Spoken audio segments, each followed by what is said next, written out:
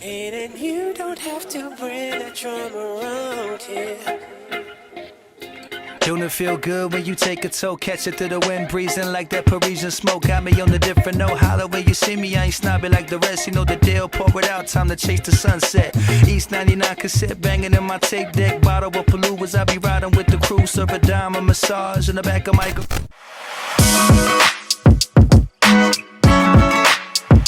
Mandate. Welcome to another episode of Mandate. Thank you for tuning in with us for the last couple of weeks where we've done the lockdown sessions. And now the lockdown sessions are over. We're now in our hood sessions.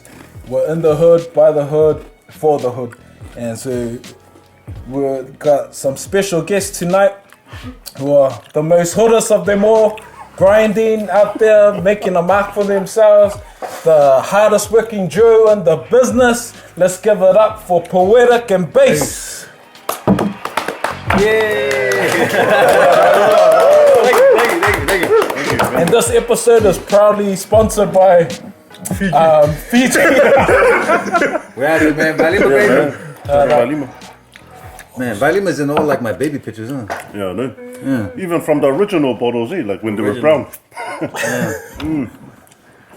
Oh, sick, Awesome, man. Thank you so much, guys. Thank you, Poetik and Bass, for coming out tonight. For having us, bro. So, but we thought we'd just ask you guys, just because we've been asking all the other guests to come on or on Zoom, and so we always ask them, hey, how's the lockdown been? Because obviously we're on, obviously with the traffic system right now, but in terms of lockdown, how's it been for you guys? Like, not physically, but more so mentally. How's it been for to keep yourself sane and just doing things? How's it been for you guys?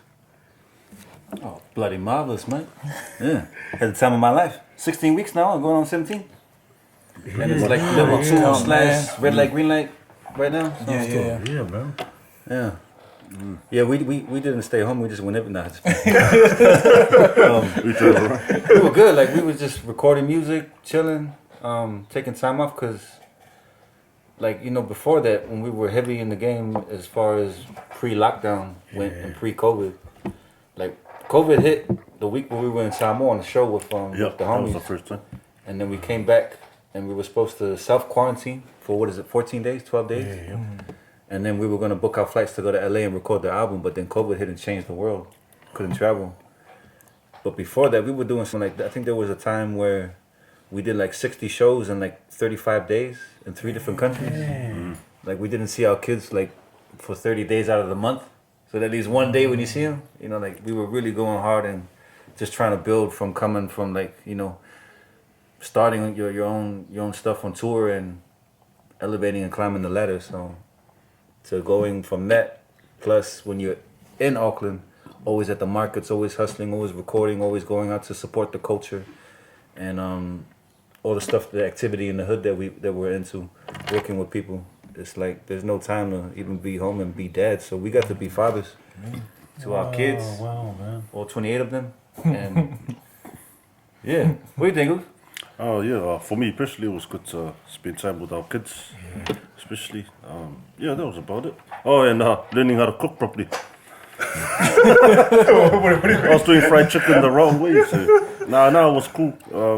Mentally, especially because of the isolation thing, I wasn't masangi to the whole. I was like, oh, bro, if we can sit in a cell, we can stay home and Sit in the lounge.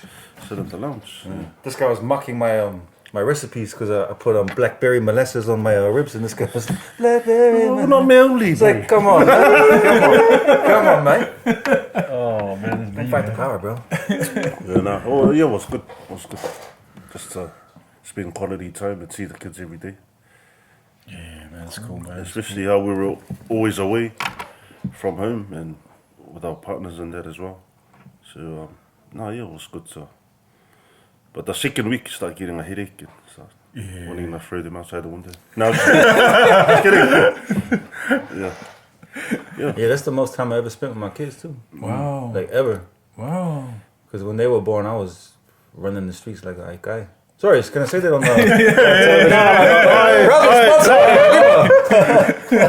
My bad. Oh, man. Yeah. Because I can imagine Bass and Poetik, like in terms of your album or like, because it was number one, was it? Number one in Yeah. We're number one for a whole 5 minutes. We're gonna claim that. We're gonna claim that. Yeah, but how was that? Because like I think, man, number one, wow, man, you guys are doing some awesome stuff. And then lockdown happens, and they're like, what the heck?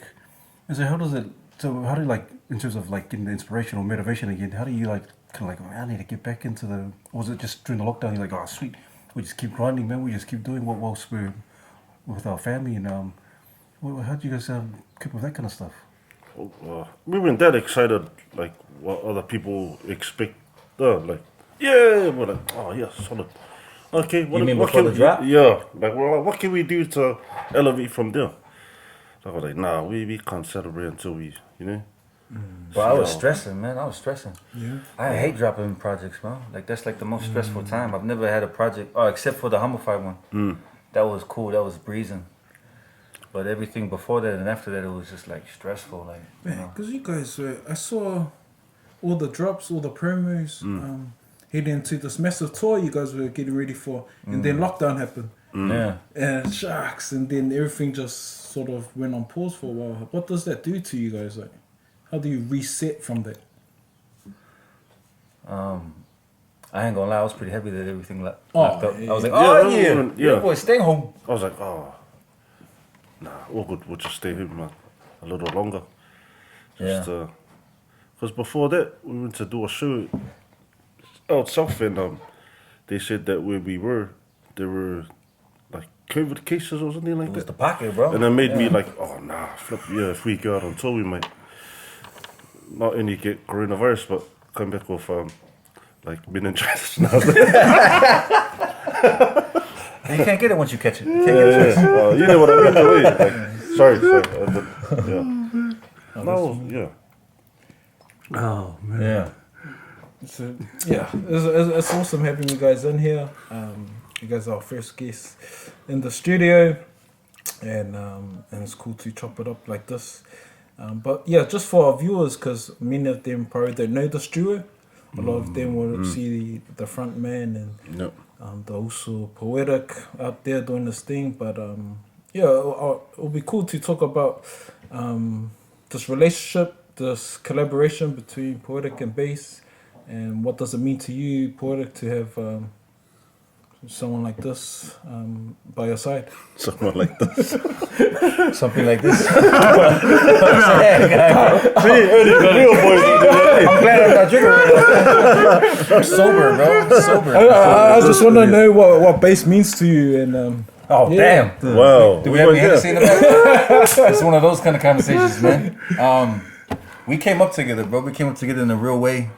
You know, we met in the islands. We met in poverty. Oh, bro. We met in poverty, bro.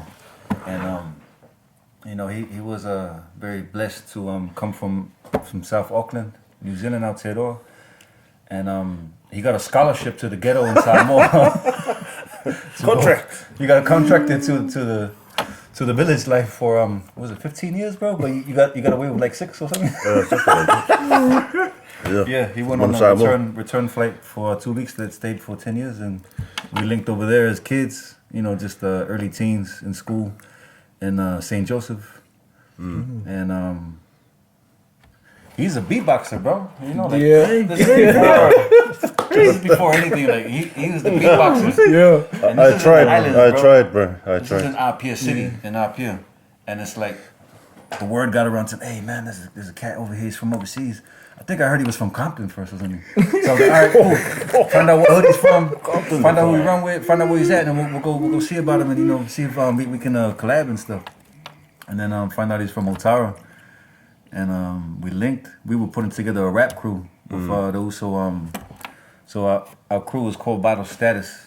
That was our rap crew in the islands. We still members. We lifetime members. You know, just we're scattered around the world right now. But we had the Uso Hini.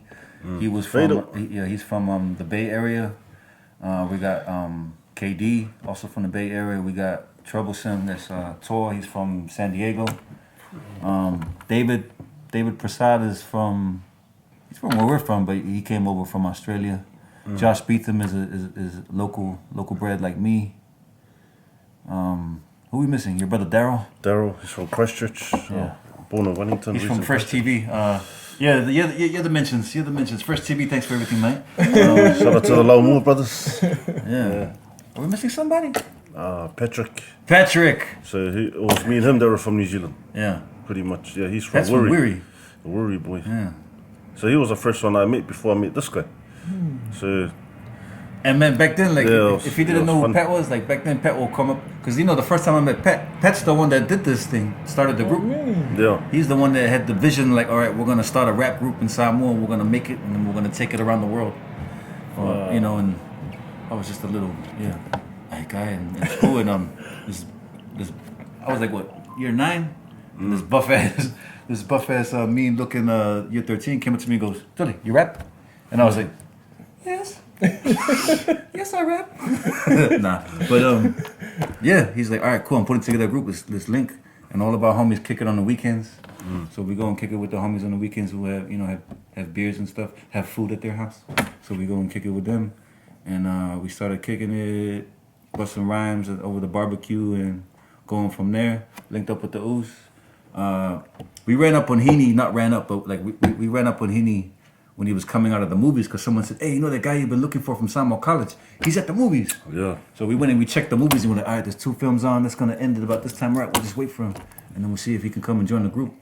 Ran up on him, and he was like, what's up? And we were like, hey, man, we heard you rap, man. We were doing the group. He was like, oh, hell yeah. You know, David and that, we linked in church. So, yeah, that was the group, and we've been rolling ever since. And that was 2 years ago. Probably old as now. I should have texted you not to say that, bro. We're still young, baby. Yeah, it's about 20 years ago. Yeah, man, like, and then growing up in the islands, you know, the islands, like, the poverty over there is third world, and we were smack bang in the middle of it. Wow. And we didn't have a plantation to live off, living in town, so Because we lived in the city. Yeah. At this guy's house. I feel like that is like a great misconception of Samoa, where, you know, you might be poor in some regard, but you're still rich because you can live off the land. And I'm like, yeah. Not what we were living in swamp area, Fungale, trying to grow crops in the swamps. And we had an esi tree, and that's what we used to do for like our mea ango. If we couldn't afford the $1 bag of rice, we would just cut that up and fry it with the elingi. 1 can a day. 1 can a day, man. Yeah, because Fungale was after Fungale's Vaimuso, which was my dad's village. So sometimes I'll be back, go over to my uncle's house, see what they're doing, And just eat by himself. Hold on, by myself and come back.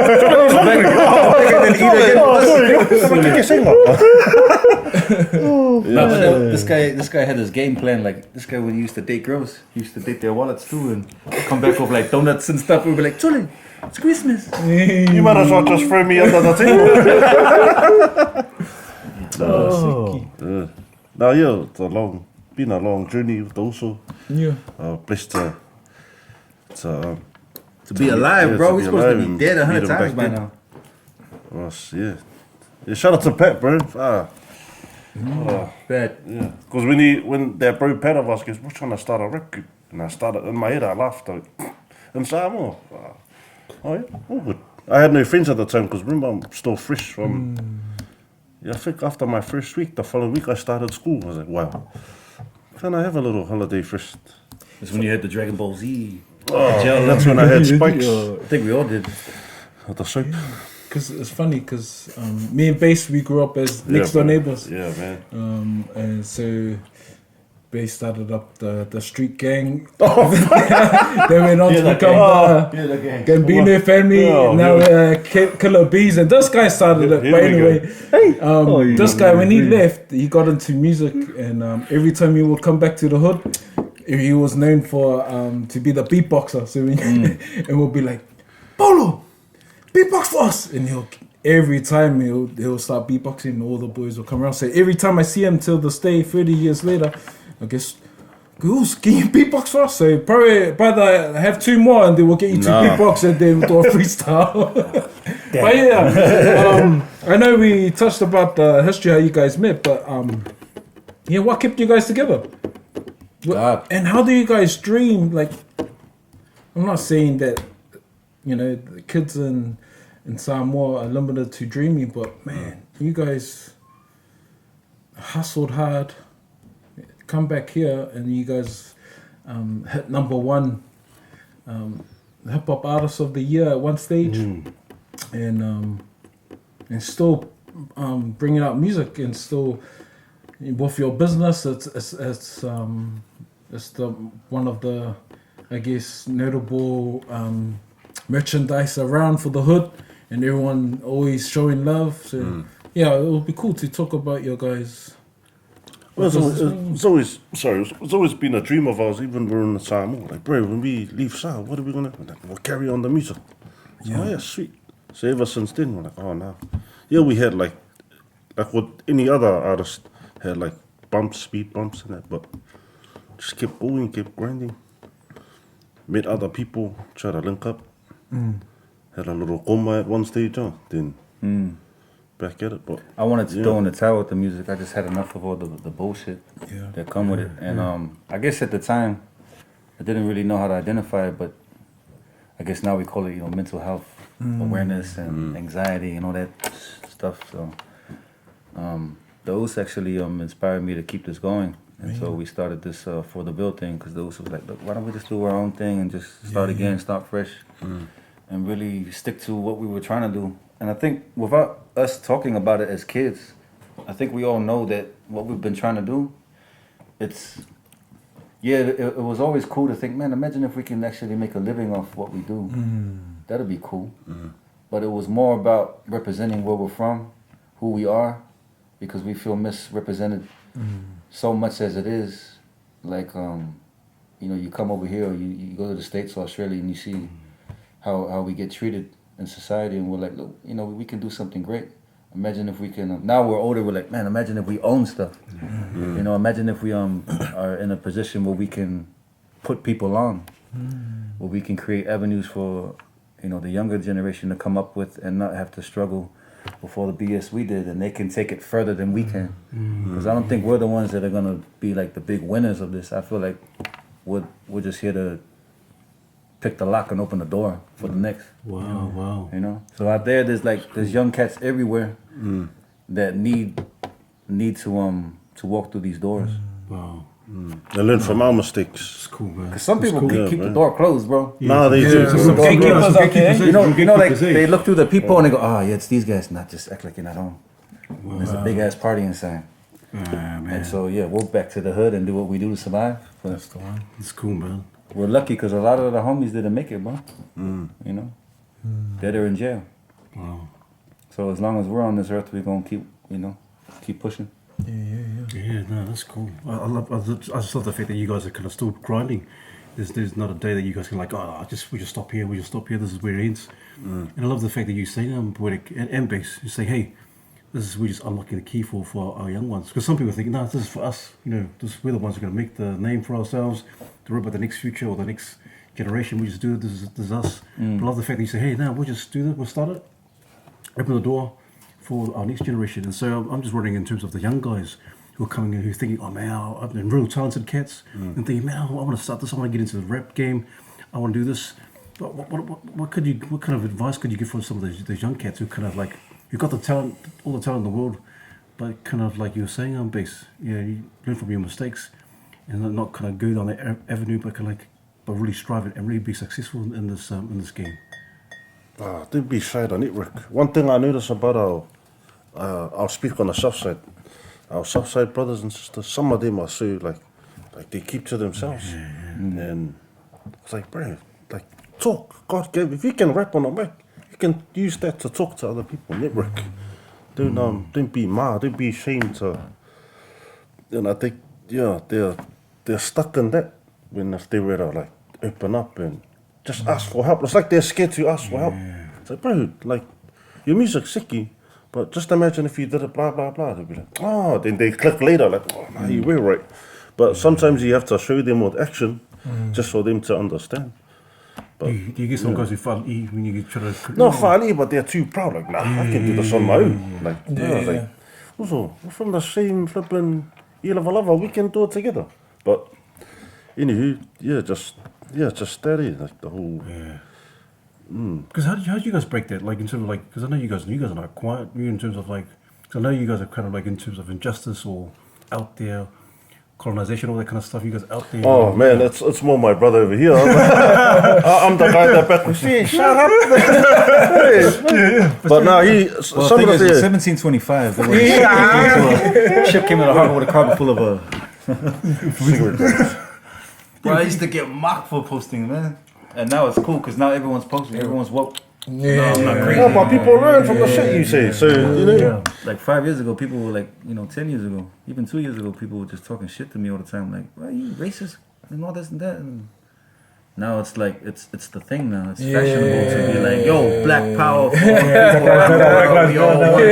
See, like I was saying about the too proud thing. I mock them, but really I'm like, nah, it's out of come on. Yeah. But I'm like, fuck, man, I gotta stop. So yeah, I've stopped doing that. Just shut up, bro. Just it's like, oh no, the mau, the moment, yeah. For some of the stuff he says, I learned too. Like, I was like, oh, true, I didn't know that. It's like, fuck, didn't know we were slaves back then. Yeah. Because because I know you had onto the poetic. Imagine if our young people and the younger generation knew about the Mo and how people, we're not quiet people. People think, oh, quiet, nice, peaceful, humble. That's the Pacific way. But imagine if our young people said, no, we need to get up, we need to say, we need to be vocal, we need to share our talents and our gifts and this false humility. Imagine if our young people could just do that. It's more so our men. More men just stand up and, hey man, this is what we're about, this is what we do. But why is it different for you guys? Because you guys like, man, you guys didn't care. You're like, more so for you, Poetic. Why is it just, you're like, I don't give a damn, I just see what's on my mind. I think for me, when I started to read into things and just, do my own investigations and try to find books and libraries about what happened. When I say us, I don't mean us as Polys or Pacific people. I mean us as indigenous people around the world. It's happened to all of us. And I guess, looking back at the old photos of my grandfather, he was born in 1900. And when he was my age, they were shooting our people for even speaking. They were shooting people in the same streets that we were walking in our pier. Like, they were treating us the way that they did, and now we're conditioned the way that we were supposed to be conditioned. Like, go online right now and you can see all of us going at each other over this vaccine or over how black or how white you are or whatever it is. We're just arguing. There's no unity. And we come from an environment where we're from the hood. We're all from the hood. We're trying to unite that part. Then you turn on the online game and you see everyone's divided. So I'm like, look, if we don't take the opportunities now to speak on what's in front of us and educate to what happened in the back to bring us this far, then we're kind of just wasting the opportunity.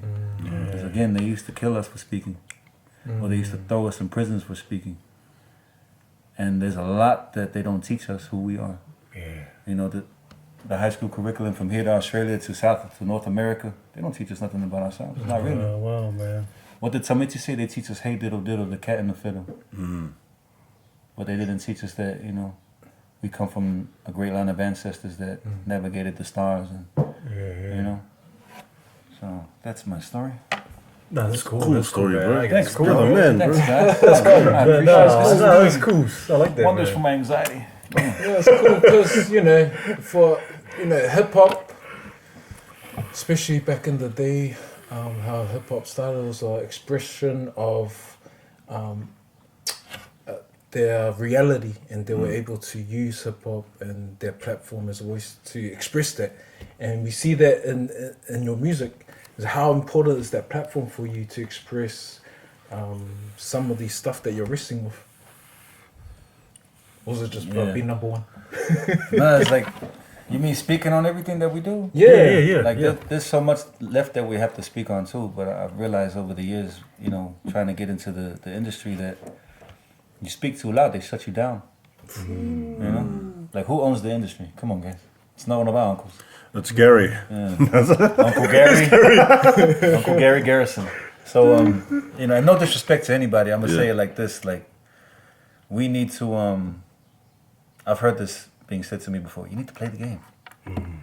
And when I stepped into this, I was like, the hell with that. I'm not down with that. But, I wasn't mature enough to see what it was at the time. Now I see it as like, look, if you create a bigger platform, reach all these people, and you have their ear and their trust, then you can have a conversation down the road later that will open up everyone's minds. or that'll rattle the cage to lead to a conversation. Everything's about conversation. Yeah. Because I don't know how to fix everything that's going on right now. I don't know how to change the fact that, you know, as we said before, Dad bought a house for 50 grand and, you know, 30 years ago, and now it's 1.8 million. I don't know how to buy that house. They selling houses in the hood for 1.7 million. Yeah. In the hood. So there's all these issues that I don't even understand, but I'm like, all right, let's have a conversation. And not an argument. You know, you can be impartial. You can be, you know, you can talk about the vaccine from both sides and just be in the middle like a good old bottle of Alima. I'm here for everybody, you know? No sides. Oh, man. But just going back to what you're saying, Poetik and Bass, is that in terms of our men, is it because, like you're saying, they don't, most of our men don't even know the history or know the Samoa or whatever, Pacifica? I'm just thinking, imagine if a lot of our men, even young men, more so young men, imagine if they knew their roots or their heritage, the actual stories, the true stories.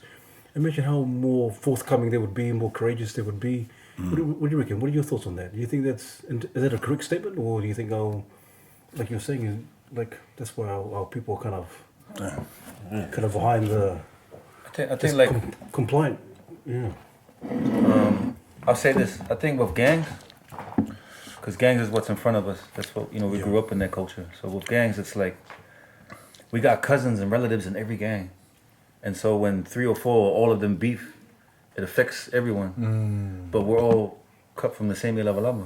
Yeah. You know, and we've been away from home so long that a lot of us have not forgotten, but just weren't raised that way. You know, and for so many reasons, that's a wide conversation to have. But because we don't know who we are and where we're from, and we're here now, and we got to activate what's in front of us, and you got to survive out here. Yeah. There's a lot of division.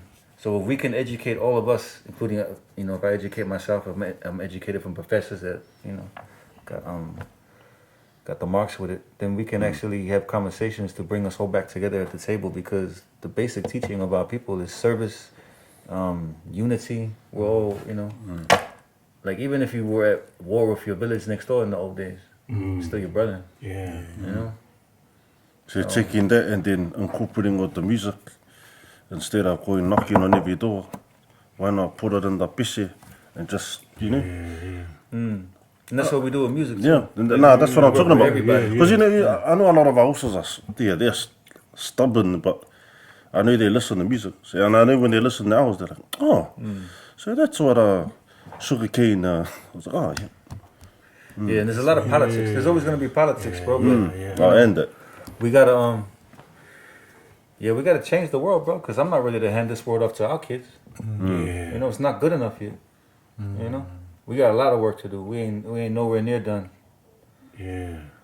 And so that's what it's about. Like, it's not about fame and fortune and glory, and you know, it's about getting on the plane and flying around the world to where all of us are, and building with our, you know, with our people. With our people.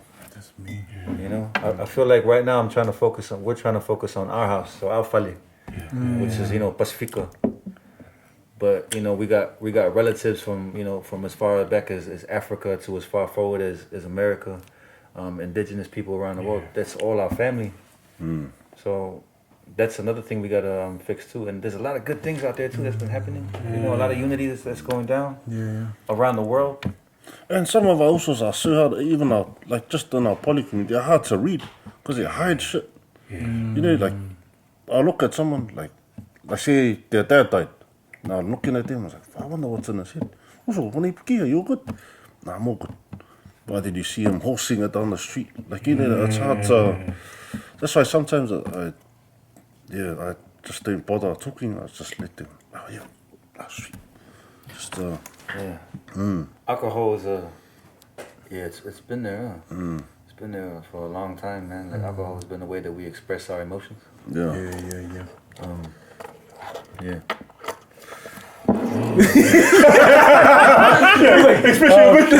Bring out the tissues, homie. Bring out the papers. This is cool. Making us express ourselves since ages ago. Cheers, sober driver. Thanks. Yeah, the super driver. Straight to See, and this is why we love your fellas platform, because, man, for me, I reckon all the brothers and sisters should tap in and, you know, don't be a bitch, man. Open up your mouth and talk. Because, man, if you don't say anything, last thing we want to see is your face on a rest in peace t-shirt. Like, I hate that shit. Go on, bass. Yeah. Bro, that's a tough thing too. The suicide rate, bro. Like we've had homies that went down that route, Yeah. and yeah, man, a lot of good people we buried along the way. Too many. Like one is too many. Yeah. But you know, like when you reach 25 and you've got 25 people you're buried, it's like, what the fuck is going on, man? Jeez. And it's like, I was just with the cuz. I was just with the sis. I just saw the bro the other day. Yeah. They were fine. And now I'm at this funeral. I didn't even know whose funeral it was. You know, sometimes I walked into a funeral once and I was like, what's going on here? It's grandma's house. Walking in, I'm like, not my cousin. And then you end up feeling guilty because you're like, what could I have done to, you know, prevent that from happening? When Could that be like survivor's remorse in a way too? Is that what you call it? No, survivor's remorse. How do you call it? I don't know, man. I gotta start reading some books, man. No, that's good. That sounds good. prevention, eh? So prevention. Prevention. That was the flashless radar could come. You know, boys. That's icky because it's real. What you guys just shared, and for a lot of our hood dudes, and especially our Pacifica. I mean, we don't know how to express ourselves. Well, it's been modeled to us by our fathers that you need to harden up and get on with it. And so when it's passed down, that's how we meant to deal with stuff. But we hold on to that, and for some of us, we, you know, as much as we do want to share or reach out, it's hard because we've been taught a certain way, we've been conditioned a certain way, and so. I know, with your experience in your guys' circles, what are you seeing? What needs to change? What needs to change, base? Prevention. Prevention. Yeah. Hey, you know what? You're right, bass. We need more leaders in our community, man. Like, we need Solid more people. solid people. Like, man, Can I say this? I'm gonna say we need more people that are not out here trying to get the funding to come through and Yes. and be the pillar of the community. Wow. You know? Nice. You know, get a job at McDonald's, bro, and give that funding to the poor. Let's go. You know what I'm saying? Let's go. And you know, hold me at the same accountability too. If you see me out here getting $100 grand to come work with the community, go, hey, Trey, where's that money going? Like, it gets a bit weird, man. It gets a bit weird sometimes. Yeah, man. And I feel like we need more leaders out here that can really lead like that. Yeah. That's me. You know, we came up looking up to drug dealers and murderers, and no disrespect to them, they did the best that they could, because we have solid people that we come up with. But in that regard too, like growing up in the islands, most of our older homies are from America. Yeah. Straight out of the system, after 5 years, 10 years, 25 years, sent on a plane from the jail cell, straight back to an island that they haven't been to in like since they were 1 year old. Wow. Left, dumped off at the airport. No support system. Those are the brothers that really walk into the bathroom like, all right, what can I hang myself with? Damn. After being in a California prison or an American prison for, you know, most of your life. And the way that America treats us, man, like, what you get locked up for in New Zealand and catch, you know, maybe a 3-year lag, you can catch 30 years over there. Damn. For the same shit. I got a cousin that just got out of prison. It's 2021. He's been locked up since 1991. You know? Damn. For attempted murder. Wow. But he didn't even work with me. You know? For attempted murder in a messed up situation. Didn't hit him. Just attempted to, might have taken his life. Attempted to maybe take his life. Cost him his, 3 decades. But then you got people over here getting out after a few years. And I'm not trying to point fingers at the system here. I'm just trying to say, like, I don't think a lot of us understand how difficult it is over there. In the system over there, that machine for people of color, bro, it eats you up, man, and they're designed to destroy you. Jeez, you know, so I'm saying we're kind of lucky over here. We are, bro. We have a little bit more room to play with, so in that regard, we kind of got no excuse too. We got to get out here and work in the hood, in the community. And I don't expect no politician to come to the hood. You know, like no Only disrespect. until they start carving up. You know, I saw Brown Butterbean. He's been out here working in our community for years, and it's only until now because he's got a big name, a big platform. You got you got these politicians now trying to put their name, say, "Oh, we're gonna give you money," but they're only doing it now because he's got a big name. But you got others out here who've been working in our hood, been leading the way for years, and none of them been getting a piece of the pie. So. It's all politics around here. So and shout out to those as well. shout out to man. He's been doing good. Shout out. Them and Dave, the that's whole the team, bro. game The whole changer, team. I mean, See, now he's in the position to change the game. Shout out. And he's got a good spirit, man. He's really out here doing things. Yeah, he's good. You know, and I feel like he doesn't even care about anything to do with like the spotlight or anything. He just gets out of there, bang, wake up in the morning, go to work. You know, the whole day, come back. bro, relax, and he sleep. rocks out. I was like, Tony, how do you have the energy to do all of that? Like, bro, you. Man. Yeah, shout out. Yeah, Shout out to man. Brown Butterbean. Yeah, Yeah, we definitely need accountability within our accountability. Accountability. Well, listen, accountability within us. You know, That's cool. I need to be held accountable for my sins, All day, bro. and we need to push forward in a better way, because who else is gonna do it for us, bro?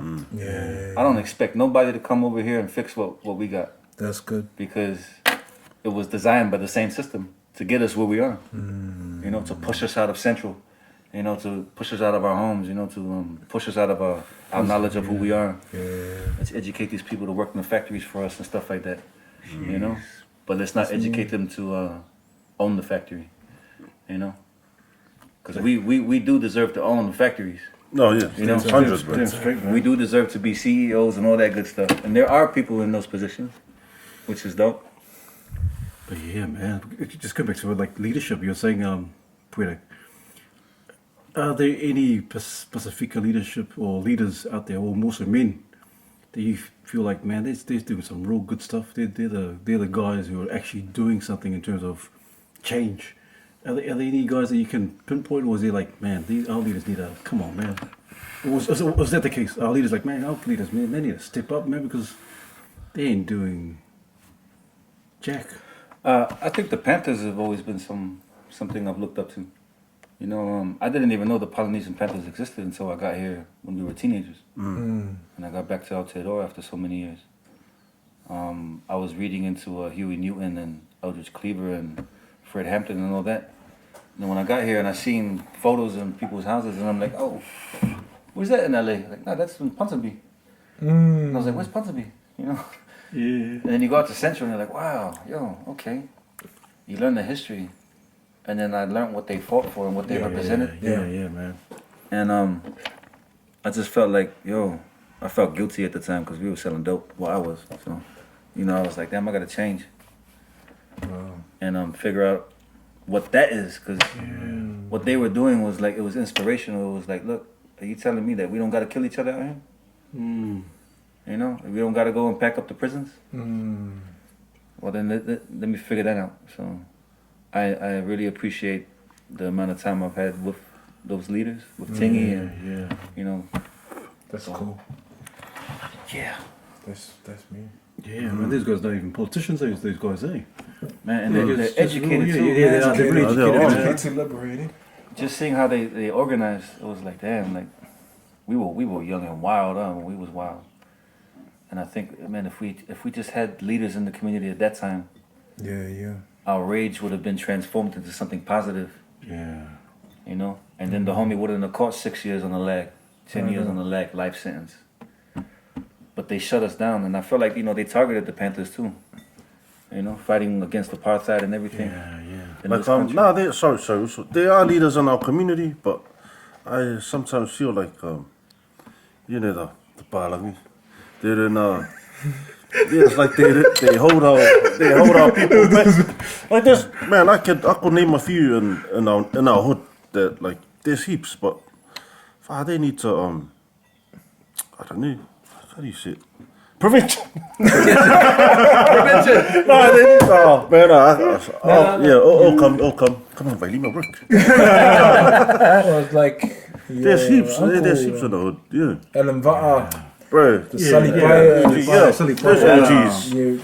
they've done more for a hood than any of these Oh, bro, politicians have 100, done. bro. And some of the kids don't even know, like, you know, like, Yeah. because they're, I don't know. But we're products of their work, of them paving the way. And you guys too, bro, like, sorry, man. Nah, we're just thankful for you guys for. Yeah, man. Thanks for Because you guys, man, right from the beginning, it's like, how can we help push your platform? How can we want to come on and be a part of it? And for us, Mandate is a collective. It's not about us. We try to make do with what we got, and shout out to Doso and his wife. They're one of those leaders that are really trying to make a way for us so we can sort of push through, and you know, more brown content is good content. Hell So, yeah. and anyone else putting us on to. And we thankful for people like you, man, the platform you guys got. So look forward to more stuff in the future. Oh, man, we ain't nobody. You know? Well, nobody. We're just a just- gutter board. You just throw the board, you just catch.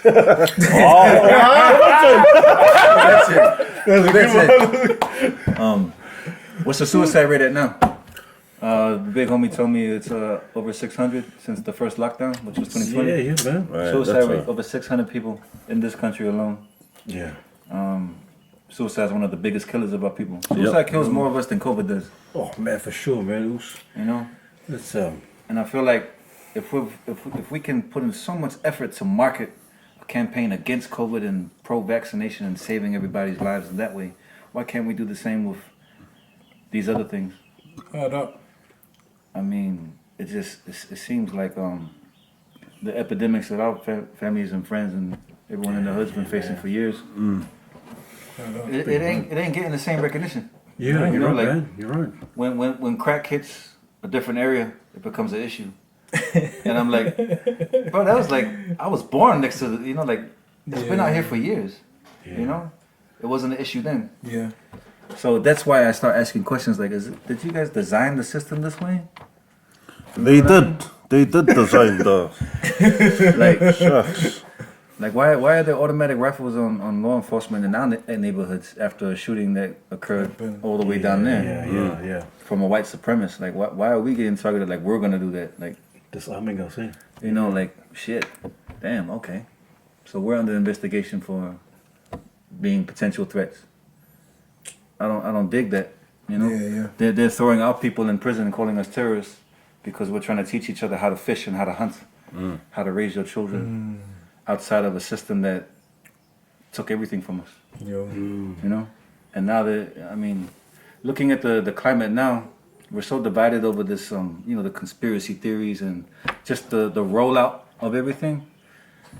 I don't want to get too far into it because you end up down a rabbit hole with that. I'm looking at the camera like, Because when Wanna they get do you in the this? arms, there's an alien that goes into your I system. look to the theory and, hey, what I do? Yeah, so, But the rollout, man, it just successfully divided people, and you know, I feel like we need to stop arguing and start having proper conversations about the medical side of that, because the political side is not a friend of us, never has been. Yeah, I look at the news and I'm like, oh, okay, so it's a Pacific case. You know, why isn't it just a case? Why do you got to add that word to it? And I had that question when we were at Otara Markets, you know, even last year, when you see Pacific COVID testing station or whatever it's called, I'm like, why are you putting Pacific there? What's the plan? Are we trying to make it a bit more approachable to black people, brown people in this country? Or, you know, like, I don't get it. And then when I saw the news, when it hit, went up to the Caramando and all this and that, and I'm looking at the areas like, oh, no, none of my cousins lived there. Oh, good. And it was just the COVID case. And then as soon as it became a South Oakland thing, it was a Pacific COVID case from South Oakland and Pacific Island Church and whatnot. Yeah. And then the whole media just drags us through. You know, and it's too late then. Yeah. So I feel like the media is irresponsible in that. Like, it should have just been cases. Yo. Like, we've been scapegoats already. Cut it out, man. Cut it out. Yeah. Oh, sales. You're And right. as far as the marketing and the promo of it, bro, our coach is pushing that agenda. Go anywhere in the city and you'll see all of our flags with the sign "Come get your vax." So don't act like we're the problem. We're out here. We're marketing everything. Yeah. You know, and you can anytime you guys want to profit of our culture, you can, and you do, and you've been doing so since before I was born. You know, look at the system the way it's designed. We go to the markets, we see people who aren't even Polynesian selling Polynesian handicrafts to Polynesians from overseas. Like, how am I gonna come and buy something that's from my grandmother, but you ain't even from my like? You know what I mean? It's just like, when are we gonna get our minds together to figure out how are we gonna own stuff, equity? How are we gonna own the arena instead of just running with the ball and making everyone prevention? Prevention. That's awesome. So one thing will be kids stay in school because I dropped out of high school. All right, so you got to get your education. Nice. You got to know what's up with the world. Education is your passport to the Just future, learn man. what you can and dip. I know heaps of our kids don't like school. Just learn what you can and dip. No, it's me. This guy. Prevention. Yeah, that's cool. But yeah, no, It's a continual conversation there, and it's something that we need But we to could be be- having yeah. more, like Yeah. as a people, because or else we're just gonna be doing the same old thing, being suppressed to what the what the others are trying to oppress us to, and we're always gonna be carrying on the cycle. But we need to think outside the box, start getting educated on some of these issues, and really start looking at some solutions. So I'm grateful you guys are already having that conversation. I'm glad using you're your throwing it out music there. to- I'm glad you guys are throwing it out there. I think my biggest issue with the whole with our Pacifica people, I don't know, before the vaccines and all that kind of stuff, and like you're saying, the flags, all that kind of stuff. This is just the blatant compliancy. I don't know where that comes from. Is it because, I know obviously with us, Pacifica and Samoan and all that, and we're so compliant, and so is that in terms of us, our men, is that something that's detrimental for our men or our people? They were so compliant. They yes, yes, yeah. Oh, for me, yeah. Like, because we come from that, Yeah. like, even though you did wrong, like, oh, sorry. Like, you understand? We're like, almost like singers. Like, you might as well did squats and stuff. No, yeah. You're right, please. And you can say that because you can look at his eyes, he's partaking. No, but our people are they're naturally like that. Like, if they were to mess up, like they'll say sorry, even though it wasn't their fault. And then then they'll take advantage of that. After that, oh yeah. Then when you get the Polynesian angry, then sorry, bro. Yeah, see, It's true. Like at the markets, when they come through and auntie will come and buy a shirt and it's $50 and she gives me 40, I'm like, sorry, it's 50. This guy cracks up, but it's like naturally you just say sorry. Like, I'm very, very see, sorry. is it how we were raised, or is it just part I think of? so. I believe so. Yeah. I remember being raised that you serve and be humble and all that kind of stuff. But I don't know. I think there's a fine line of taking it over. There's a fine line. It has to be like, I'm not saying sorry because it's not my fault. I just know wrong. So why am I saying sorry for it? So, but it seems to like You need balance too. Yeah. It's like- balance. Like we're conditioned to be the saying sorry guys, and then you grow through it, and then it just reacts in a heavy way, and all of a sudden you're in jail for 15 months. Because of the way you reacted, because it's the build up. But if you look at other people, they don't have that kind of issue. Yeah. Like everyone, like you go out to different neighborhoods away from here, and everyone's happy, having like lollipops and ice cream cones and shit, Candy floss. mocha latte chinos, and I'm like, damn, why can't we have that kind of happiness, man? But prevention. But in terms of what you're saying, like our people so used to being compliant, and but then we're teaching our kids to be critical thinkers, and during this pandemic thing, when our people are being critically thinking about stuff or asking the questions, we're now conspiracy theorists. And so it's like You can't win. Yeah. Like what you were saying just before. You're right. The rabbit hole. You're the rabbit hole. Yeah. Yeah. Yeah, I know what you mean, but you get labelled a nut job and all that kind of stuff because you're going down that rabbit hole. That's right. At least on this table, we don't discriminate. Have a bill. We don't discriminate that you're not drinking, you're the super driver, just like unvaccinated or vaccinated people. You do you. Just don't tell me what to do. There we go. That's the one. They did it, that conversation real quick. You couldn't even have a conversation. Right, you couldn't. Like in the beginning, you could kind of talk about it, and then all of a sudden, bang, mandated the laws and everything. You gotta comply, or sorry, you don't have to comply. You just can't go to work and you can't feed your family. Your kids can't go to school and you can't travel to see dad in the islands. Like you can't do nothing. If you want to move out of the country, you can't leave. Yeah. Or if you want to move out of Auckland, you can't cross the border. So I'm like, well, okay, cool. I'll just stay home and just look at the sky for the next however long. Well, what's it going to be next? If you don't get it, you can't get your benefit anymore. So I don't know what it is. What's it going to be? They said, a year ago, they're not going to push it, and now they're pushing it. So what's next? The kids. Okay, so 5-year-olds. Can we have some more data on the questions being asked about injections possibly causing autism? I don't see any of that. And everywhere I look for this kind of conversation to happen, everyone's just like, just get the vaccine. Just stop being an anti-vaccine. You can't have the conversation. Man, Yeah. I think we need to hold our politicians accountable. So I'm gonna give you the opportunity. You got a message for our politicians? Our Official. You're the only one that can save our people. Just kidding, also. I don't even know any, to be honest. You read a lot of books. That means I read a lot of tutors. Yeah, bro. But also, I feel like a large majority of our people are into this complaining era. They complain a lot. Sorry, that's standard in our culture. Complain. What do you mean I gotta spend $250 for the Fala Belabe? I'm supposed to buy some new shoes. Exactly, bro. I think Pacific. I feel like we're also, again, we're conditioned, and our generation was raised on social welfare checks. Give them a little bit, but don't teach them how to own everything. Don't educate them how to own everything. Just give them a little bit and let them go through. Yeah. And I feel like I might be crazy, but I feel like we should stop relying on, because you can't say fuck the government and then you live off the government. To me, that's like, man. It's like, I don't need a daddy, but I want a daddy. Like, nah, bro.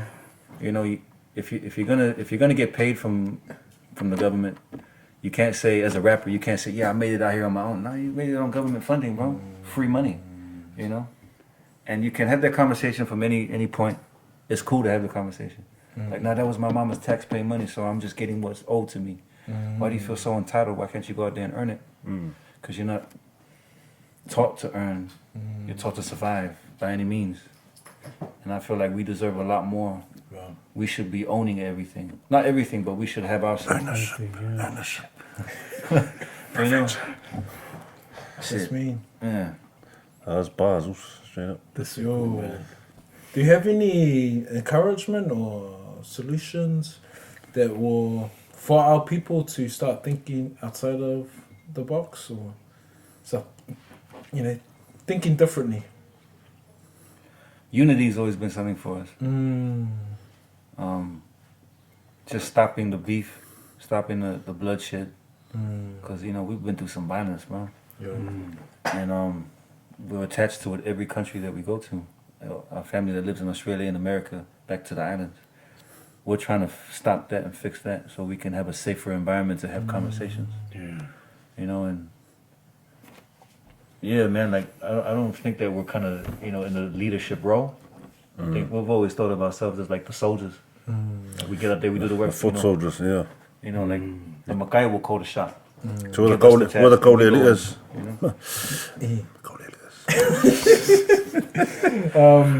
In terms of unity, the image I thought of, and I saw an image of you, and it was this outfit you had, and it was a different bandana colors. It was all in one. What, explain that outfit to us.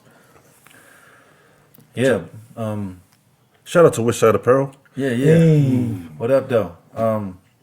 We grew up in gang culture, so you know all our older cousins and older homies is all Bloods, Crips, or roll with like gangs from here to back to LA and across.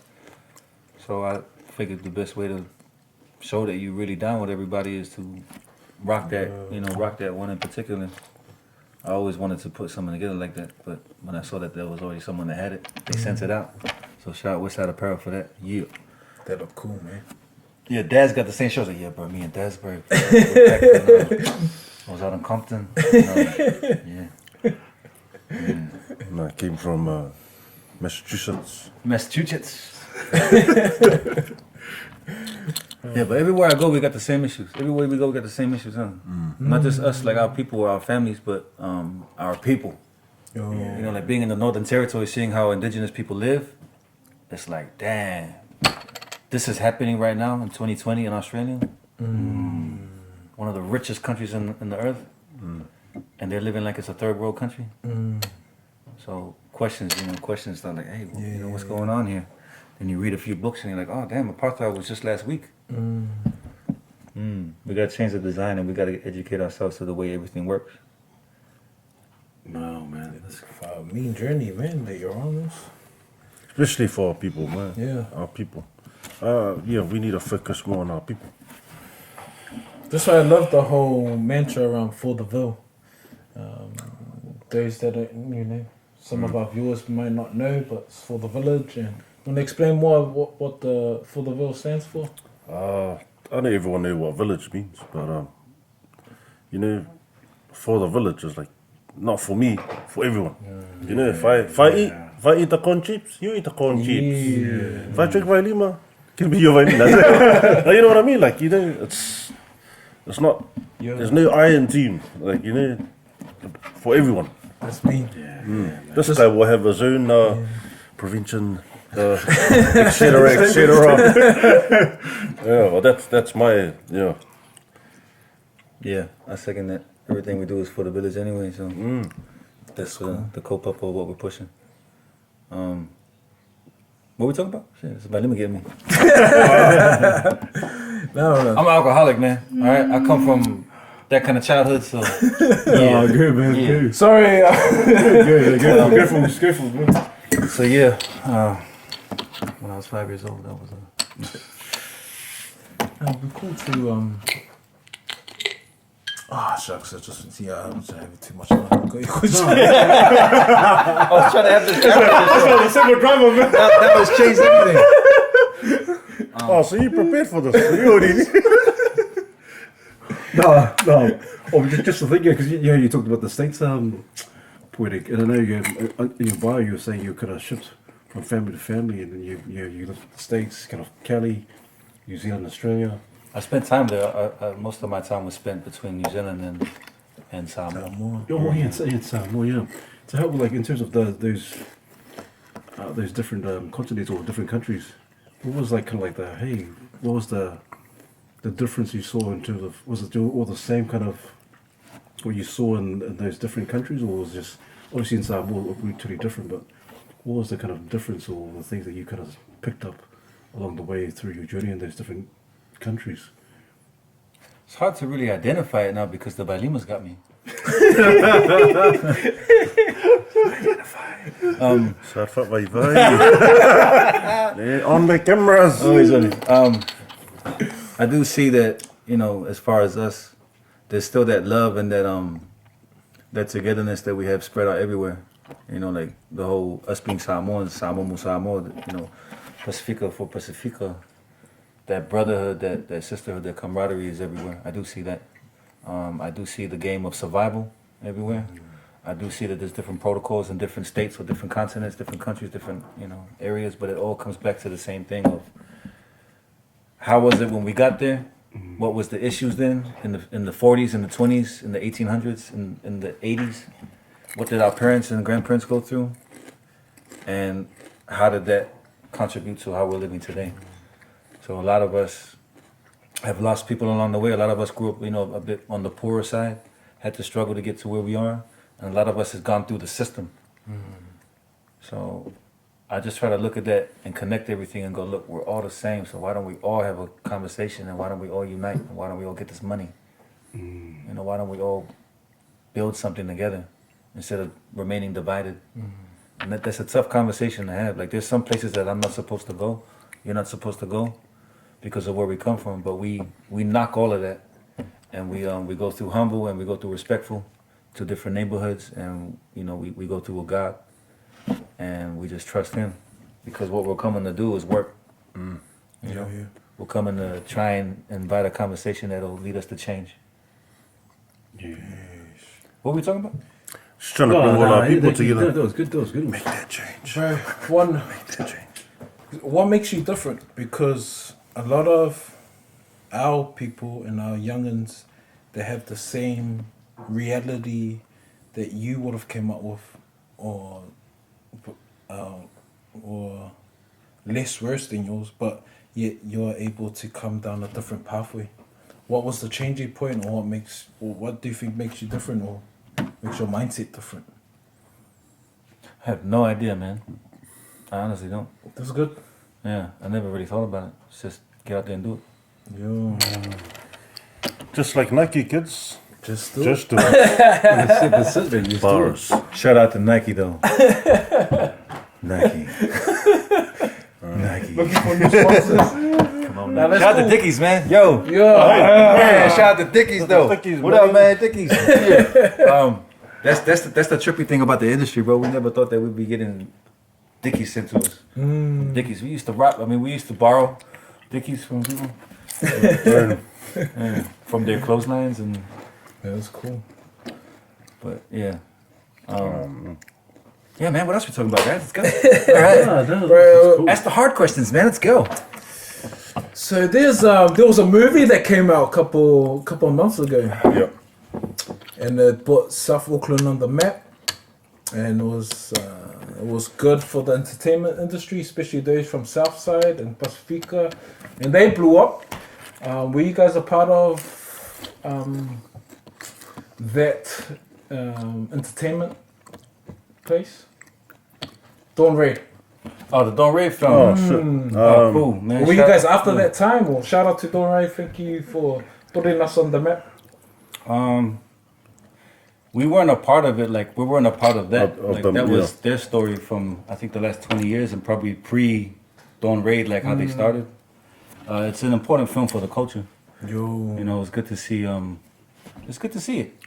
Yeah, to see the people come together for that as well. A lot of people gravitated towards it, which is cool. And the artists, man, they did what they did. There's so much good music that came out of there, so much content. And talk about a bass, you from the South Side? Yeah, I'm sure I saw you on the film. That was me. You were That young. was me breakdancing on the when they went to New York. That was me doing. Say you and Fred. What? Shut up! Nah, that was The film. They did the calls. What a shit! Nah, he's So, for real. yeah, Nah, that I wasn't saw- me. Nah, was that was you? nah, that wasn't me. I was still at school at the time. Yeah, that's right. Nah, yeah. Yeah, I can't wait for the Ville docu to come out. Hey? Yeah. All the names are gonna be changed to protect the. I think when we do something like that, if we do, it's got to be 100%. It's got to be everything that was involved. Yo, All the bad shit that I'll speak for myself. The bad shit that I did, it's got to be done. Because you can't really show 50% of it and then expect that outcome that you're going for. If it's a story that you're trying to inspire and help people, then you got to tell them, look, this is what it You came had to from. show them your vulnerable side, not just Vulnerabilities. Yeah. That's a hard thing for us too. Like, sorry, man. Was that your shoes? No, man. no, I get like when they spin, I just gotta go like this because we always wanted. Remember the one at the house that couldn't spin and had one wheel missing? So you had to sit still and smoke your cigarette and then give half to your cousin. Anyway, vulnerability is something that is hard. It was hard to open up, Especially for young men, man. especially our generation. I Like, see how I'm drinking now, and I'm eating chips. They were like, water. I'm like, hey, what's wrong with eating chips? You know that we have to break that. Yeah. Yeah, eating's cheating, like all of that. I was like, no, bro, eating so I can still talk to you, not fall asleep. Yeah, We need people that to normalize that. yeah, normalize that, bro. Like, it's gangster to cry and to be vulnerable and to be open and to talk about what happened in your childhood or what you went through. And there's nothing weak about it. Yeah. Yeah, like, I don't know why people make fun of people. Half of the time you see people mocking people online for some dumb shit anyway. Like, you still live at home with your moms, bro. Like, relax, you know? And no one's perfect. You know? We all went through the same or similar, so instead of hating or mocking, let's have a conversation. I used to mock dudes that used to wear skinny jeans. But you know, see, hey, these are Good conversation, yeah, right, bro. If you really think about it, so some of those My anxiety, guys, it's not that skinny, bro. Silly. They're the most loveliest people that you'll come across. So you can't mock people because of what they wear, how they look. You're caught up about that video shoot with Chad. Remember when you mocked him for his pants and he was like, Chad, "Nah, you're fuck last this," time. and he went inside and changed his pants. Oh, it's Dickies. I love you, the kids. I still got it. I wear to church. But it was like what, a size too small or something. Yeah, no, it was too small. And have you seen the 70s show? Yeah. Ashton Kutcher looked like that fella when I put it on. I was like, well, I might as well do flares. Bring it back, man. Bring it back, pics.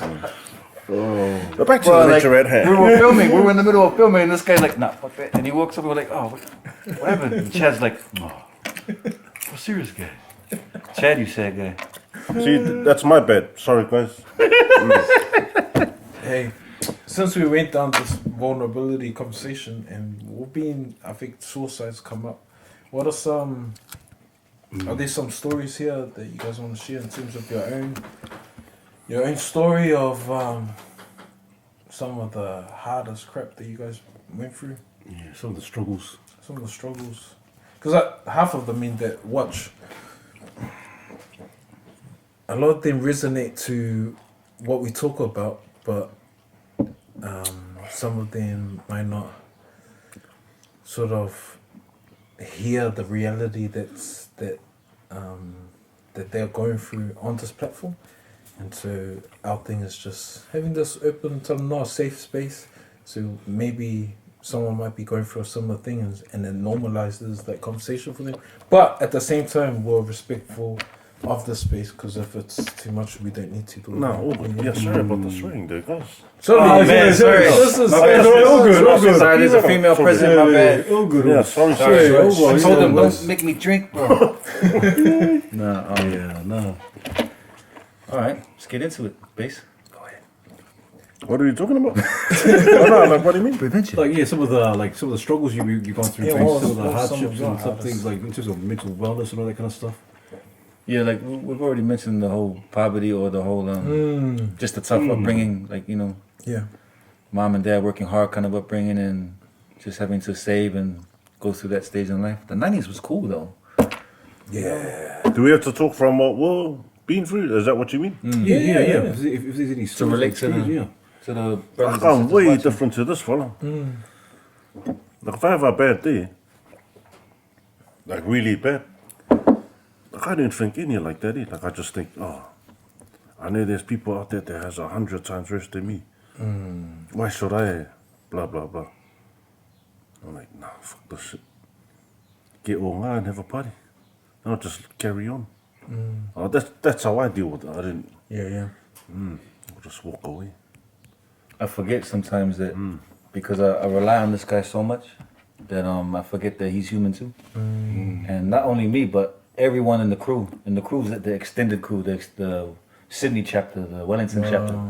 Like, we got family everywhere, crews everywhere. And this guy's like the glue. And whenever one of us is going through hard times, gangster times, mental health awareness times, family funerals, it's like we unintentionally offload onto this guy. And this guy just takes it on board and just makes it like funny or like culpable. And I forget that you go through so much shit, bro. But he is the rock of this family, and he has brought us forward. Like all the times I want to quit, all the times I want to, go and do dumb shit, he puts me in check, and same with the other homies, so Likewise, it's always a village, you it's do the always a same to team. me.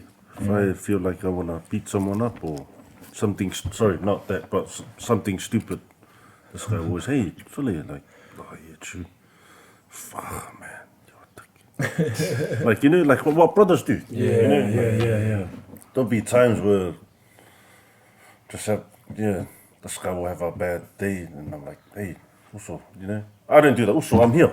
Like me and this guy were different. We're like, bro, let's go, bro. Tell me to come. We'll go for a ride. We end up having a drink, have a laugh. Like it doesn't always have to be a talk. It always have to. It could be other things. Just because I feel this guy when he goes down. I'm like, man, this my brother. That's me. I'm there, so yeah. Like you'll find ways just to, when you know someone, you know someone. So if he's like that, I don't want to be like that. Should be the guy that, then when you go home after chopping him off. We need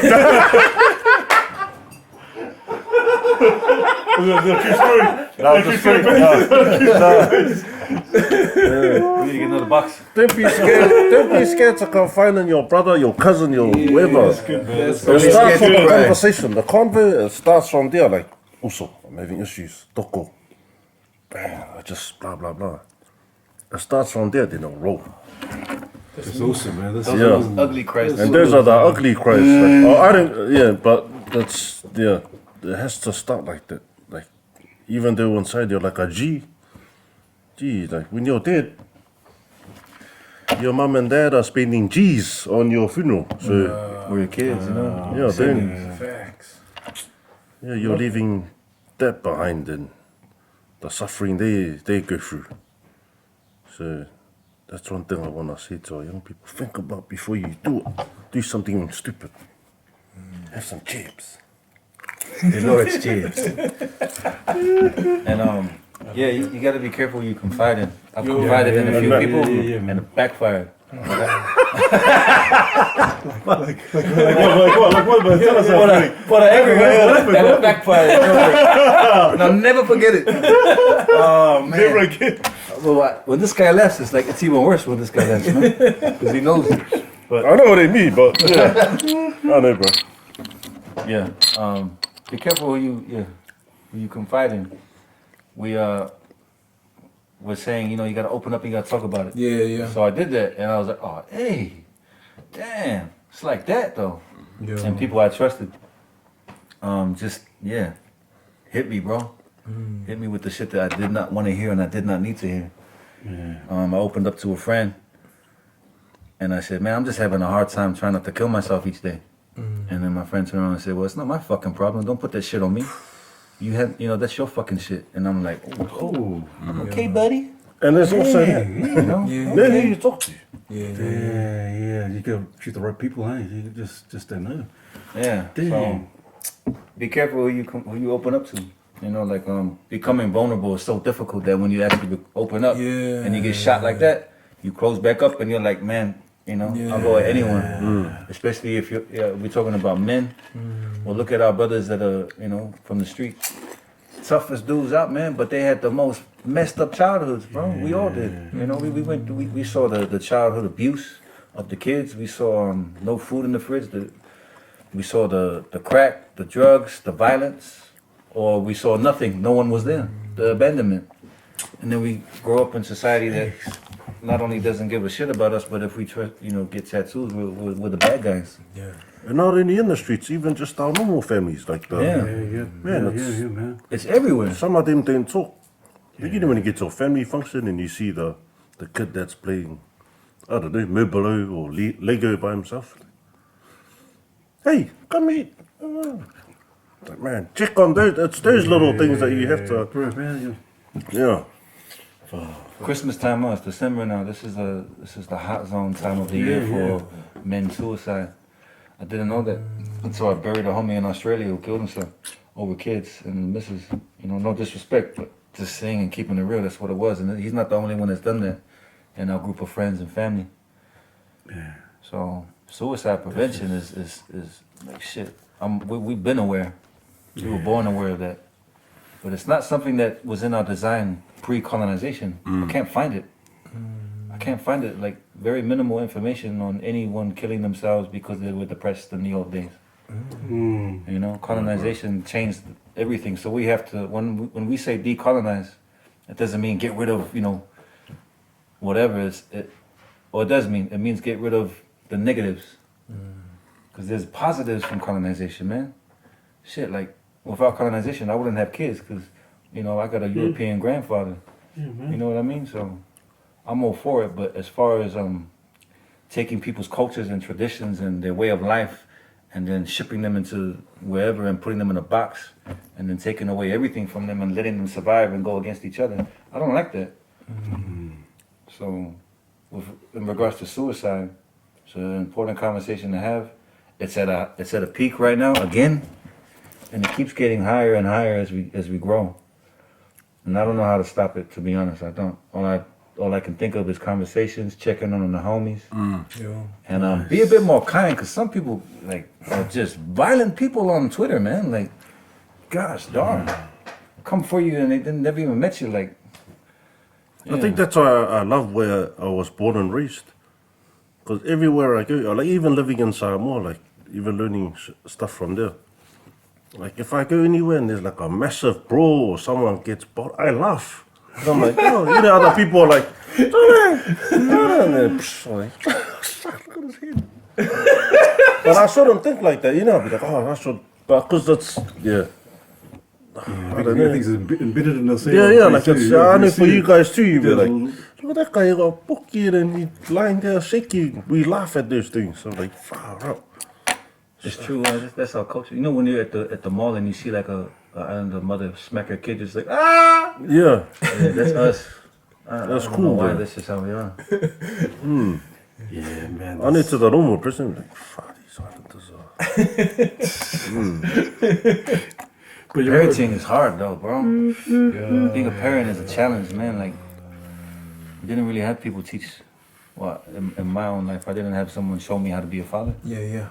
So it's like, all right, I want to give these kids everything I never had, and I want to be there for them. And then you fast forward 5 years, and you're like, oh shit, I didn't realize that everything that I internalized, my own demons, is unfolding on them now. Like, okay, where's dad? No, he's going out. He's running around like a knucklehead. So we have to change, and we have to break the cycle. And if we're not strong enough to break the cycle, we have to do the best we can to filter out the negatives. Yeah.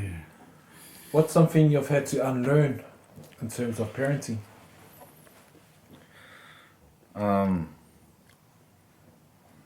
The violence and the abuse was normalized to me as a child. By the time I was 10, I was like, this is just how it works. Yeah.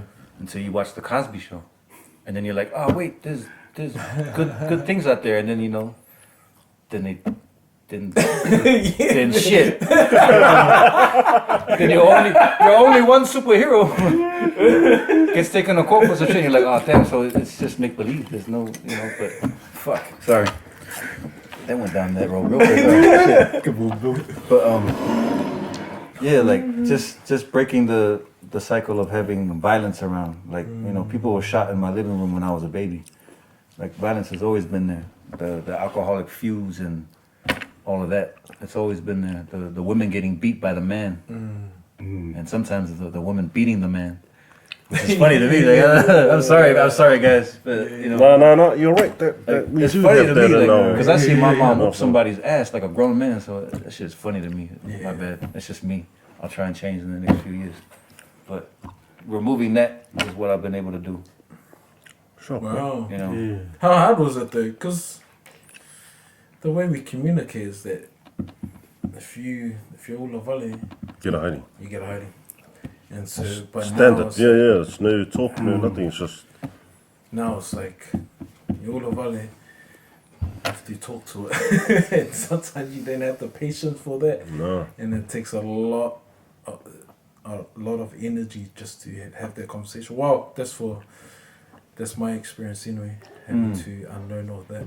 Because, you know, my next door neighbor, man, that was pretty bad. My next door neighbor, hearing their violence. Oh. Who was our next door My neighbor? other next door neighbor on the other Oh, side. on the other side. Yeah, Yeah, I had one true, next true, to me, true. this side behind me. I know. But well, I know we both went through that crap. But for me at home, like what I normalize at home with my kids, especially my oldest two, is saying thank you, Wow. please. Hey son, can you please grab the... Because our parents never did They Oh, my never dad did never did that that. stuff. Wabbit ball. Even now, like now that I'm older, like I don't even hear. Some stuff. You didn't hear that shit. Like, why? Because you know, our parents are old school. We still love them, though. Yeah, That's just the way that it was passed down to them. Yeah. So the whole. That's why I normalized the whole. Oh, son, can you grab the blah blah blah, That's please? me. Or thank you. Just break that, like from what we went through, and just. And then when I see my dad the way they are with my kids, I'm like, Do you get hiccup? Do you like, oh. Has your Anyone dad that ever grew up said in to you, oh, someone if I can make it? oh, all the time, bro. You are my witness. Come Yeah, You whoop my ass in front of the whole McDonald's. bro. Yeah, man, it's funny, but you know that's. At the end of the day, we still respect our parents. All we have to do as men, as Polynesian men, is to break down whatever we learned from them. That's So cool. just change it, flip it, and again, prevention. I wonder if that's because we've been trying to adapt to this Western way of life for the last 150 years. That we can't really blame our parents, for whatever we hold against them if we do. And I learned to just respect my father for what he has done, because he's done a lot, and he's done a lot more than what I've done so far for the culture. And also as far as being a father, it's like, damn man, he was going through some shit back in the days too, and he comes from like the real old school poverty. See, we had a can of elingi in a bag of rice. They had nothing. He had like a one kalo cut up into 12 for his 12 siblings and him, so it's like, it's a different. Yeah, That's me. and they got their trauma too, man. Like my grandparents had trauma, so identifying this whole thing about trauma and opening up and unfolding everything and being vulnerable and having a conversation is weird. It's always been weird to us because we're designed to survive. And if you show your weakness, then your enemy comes and attacks the weakness, and that's how they get you. Either that or they attack your family and stuff like that. But I think we've come to terms with it, being open about it and talking about things, and not being feeling any less of a man by showing your emotions. Yeah, I don't. And I feel like some of our, we got good women, man. We do. Yeah. We got good women. Our people, we're very blessed. Our women are superheroes. I'm a single mother raised kind of person, so my mom's raised me, and when my mother died when I was 2. And my auntie raised me, and then she passed away too, God rest their souls. I always had another woman in my life that came and was like an auntie or a mother. So, this guy's mom is like my mom too. So I've always been blessed. Sushi your mom as well?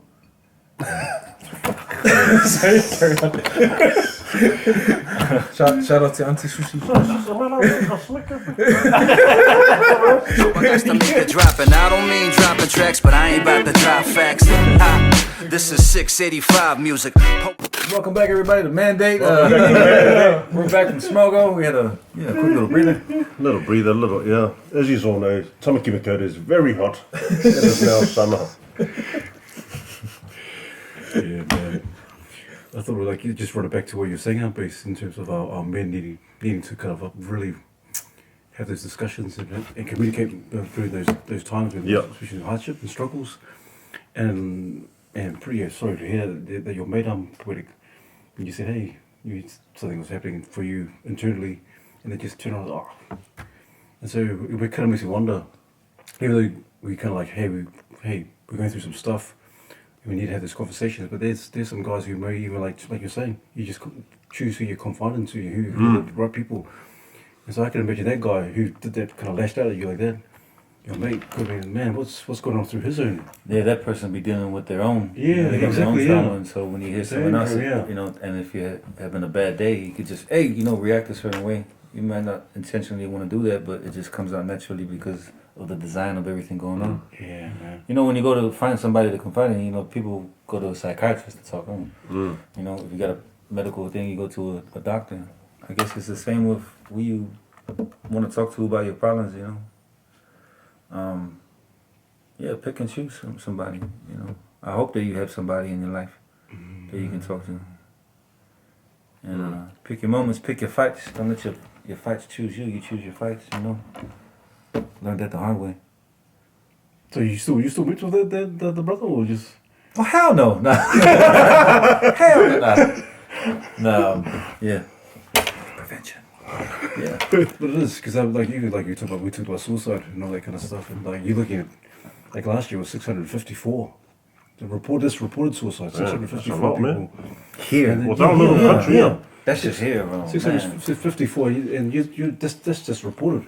But that majority is more Māori and Pacifica. Yeah, you're looking at the majority in terms of the highest is men, Māori men, and then Pacifica, and so, man, something's not, you know, something's going to give in terms of our men not killing themselves. I think you know how the word suicide, like that's like the forefront, suicide, rape, all of that. I think what leads to that is the mental health, like what we're talking about. It comes from that, because it starts from here, then it comes out of your brain, then you put it in action, and Yeah, man. Yeah, because our men are quite fearless. they didn't give so a crap. when they plan to do something, they're gonna follow through with it. And so that's the other stuff that we've got to sort of think about. But how can we choose to celebrate life and sort of help support each other? And it's tough. And Pete and his wife, they lead in that type of space. They both do workshops around suicide prevention and mental wellness. So yeah, it's cool to partner with them and hear what they're doing in the community. But I think it's around empowering our own people, so we bring the healing to our own people ourselves. And like hearing your guys' conversation is powerful. You guys are modeling what it means to have someone you trust. And you don't have to always have like a particular way of doing it, you know. When we think about reach out to someone, it's like, oh, how are you doing? Oh, this thing's alright. But like how you said, it's like have a laugh. Okay, oh, let's go for a drive. Let's hit the studio. Let's create. Yeah, that's out there. That's out therapy. You know? Making music. Nice, man. That's me. Yeah. So don't feel like you have to. You know, when you're down, don't ever feel like you're. Like that's it. Like there's other alleyways for you to. Yeah, man, talk to someone. If it's not God, then talk to your cousin. Talk to your friend. Talk to God too, you know. Yeah, man. If that's better for you individually, maybe talking to people ain't the answer. Maybe you gotta hit the book. Maybe you know. Do you guys think that with us, like we don't only just think about taking our own lives, but we have the same suicidal tendency, so we apply that to living reckless. So we hit the pipe, we replace it with drugs or unhealthy eating, unhealthy living, or we take that anger out on our children, our wives. Yeah. Do you guys think that that's another form of it? Definitely, bro. I reckon, yeah. You're absolutely right about it also. And it really is about our coping strategies.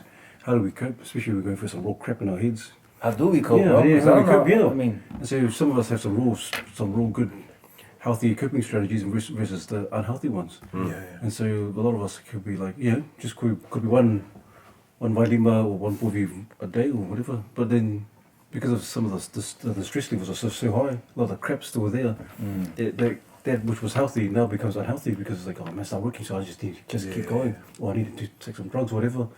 Or like you were saying, reckless, I need to do some stupid stuff out there, and just because I need to cope with all the crap that's in here. And so you're right, you're absolutely right, also. And just you're on the money, Poetik, in terms of, man, how are those people coping? And so if you can imagine a lot of our men out there doing some stupid stuff. You say, man, what's really happening? What's really going behind? What's behind the scenes? why is he or why is Jack always wanting to, always wanting to get into fights, or always drunk, or all that kind of stuff? What's happening? So really, there's a real underlying issue there. And so you're right, how do we cope? How do we cope when we're going through some real crap? Yeah, it's a cycle within itself. Yeah, Like we've inherited a cycle, and we've also, I guess, amplified in some way. Yeah. And I feel like it affects us too. Like our men splitting up of our women. A lot of that is trauma from our parents that has been removed and placed on our shoulders, and so we're coping with that. We're dealing with that within our own relationships, and then we split up from our baby moms and that, or we do things that you're not supposed to do. You're supposed to be a certain way and carry yourself a certain way in a certain respect. And I feel like that's another part of it too. The family is where it's at, and if the family ain't together, like solid, then that's another negative cycle that we inherit and our kids will inherit. Yeah. So, yeah, talking about relationships as well is important. Yeah. Being there for your children. Some brothers are, they're afraid to be what they had. I seen some homies like before their firstborn, they're like real scared. Like, I'm gonna be like what my father was. And I hate my dad, and I'm like, hey man, you gotta like deal with yours before baby comes. That's not your baby's, that's yours. So handle yours, figure out a way, and don't give up. Yeah. That's good. That's crazy. Do you reckon we need to talk to our women more? Like, you say you go to work, 9 to 5, what we'll do, come home, bring all the issues from work, come home, and then you take it out on them. You just lash out. Yeah. Do you reckon it would be better if we just sat down with them and just... But then sometimes that doesn't help me. Sometimes she just wants to stay. When I talk to her. Get over it, you got 7 kids. Prevention. I don't know, man. Like, yeah, it's cool to be able to talk to your wife, right? Yeah. Like, should be, yeah. If you can't be yourself, Yeah. with your woman and with your family, then, it's kind of like you're reserved and you're a certain way in front of her. Yeah. Yeah. It's about trying to understand each other, what ticks, communicate. What changed for me, because what was modeled to us is we go make the bread, put money on the table, and then when we get home, that's our That's job it, done. yeah. And so we never sort of took to account what our mothers and our women going through. Like they're 24/7 caring for us. They're 24/7. They even had jobs and they gotta come home, and so trying to decolonize that type of thinking of like how can we change. One thing that changed for me was like your family don't deserve your second best. So you're out here putting all your energy. They shouldn't have your leftovers. So when you come back on, you gotta sort of like, okay, I'm gonna give you my energy. But there's a balance, and when you're communicating with your woman, it's about like having these conversations. Man, it's tough for me today, and they gotta allow you to have your space. And then there's times where you gotta just like pick yourself up and go, okay, I'm gonna have my energy, and then I'm gonna have my space to sort of have my own downtime. But yeah, that's I'm glad you brought that up. Yeah, I'm glad you brought that up. I'm happy you brought that up, because it's taken 11 years for me to understand it. Because like you said, you're the one going up making blah blah blah whatnot, and then you come home.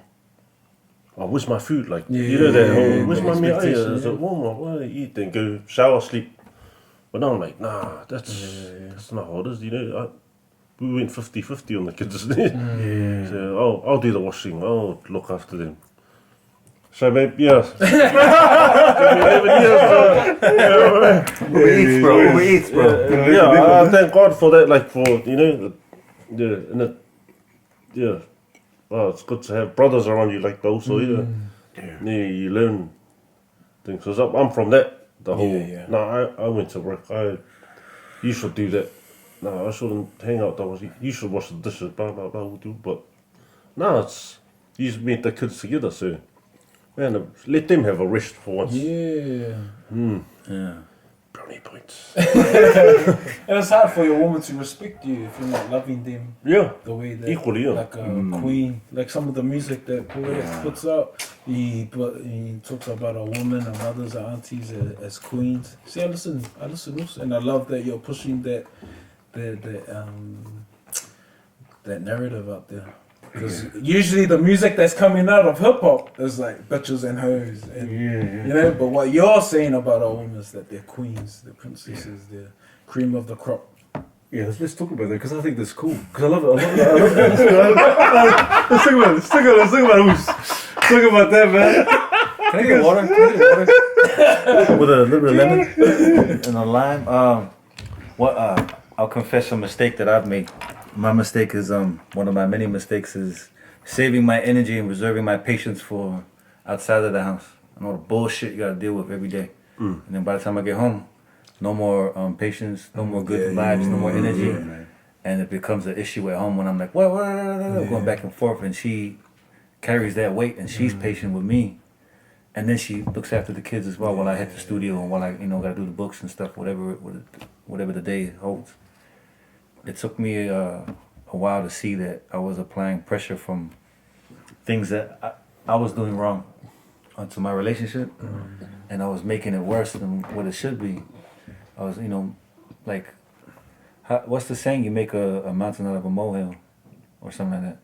That's me. Like, I go from 0 to 1,000 very quickly. Like, I'm bipolar, so my patience is like, it's.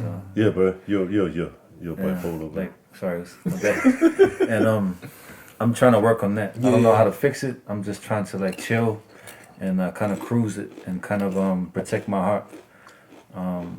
Protect your heart because everything you do flows from it. Book of Proverbs. So when you open up to everybody, people don't always have the same, intentions, or they might tax you for a certain piece of your energy or your spirit, your love, and it could be a bad reflection of the rest of your day.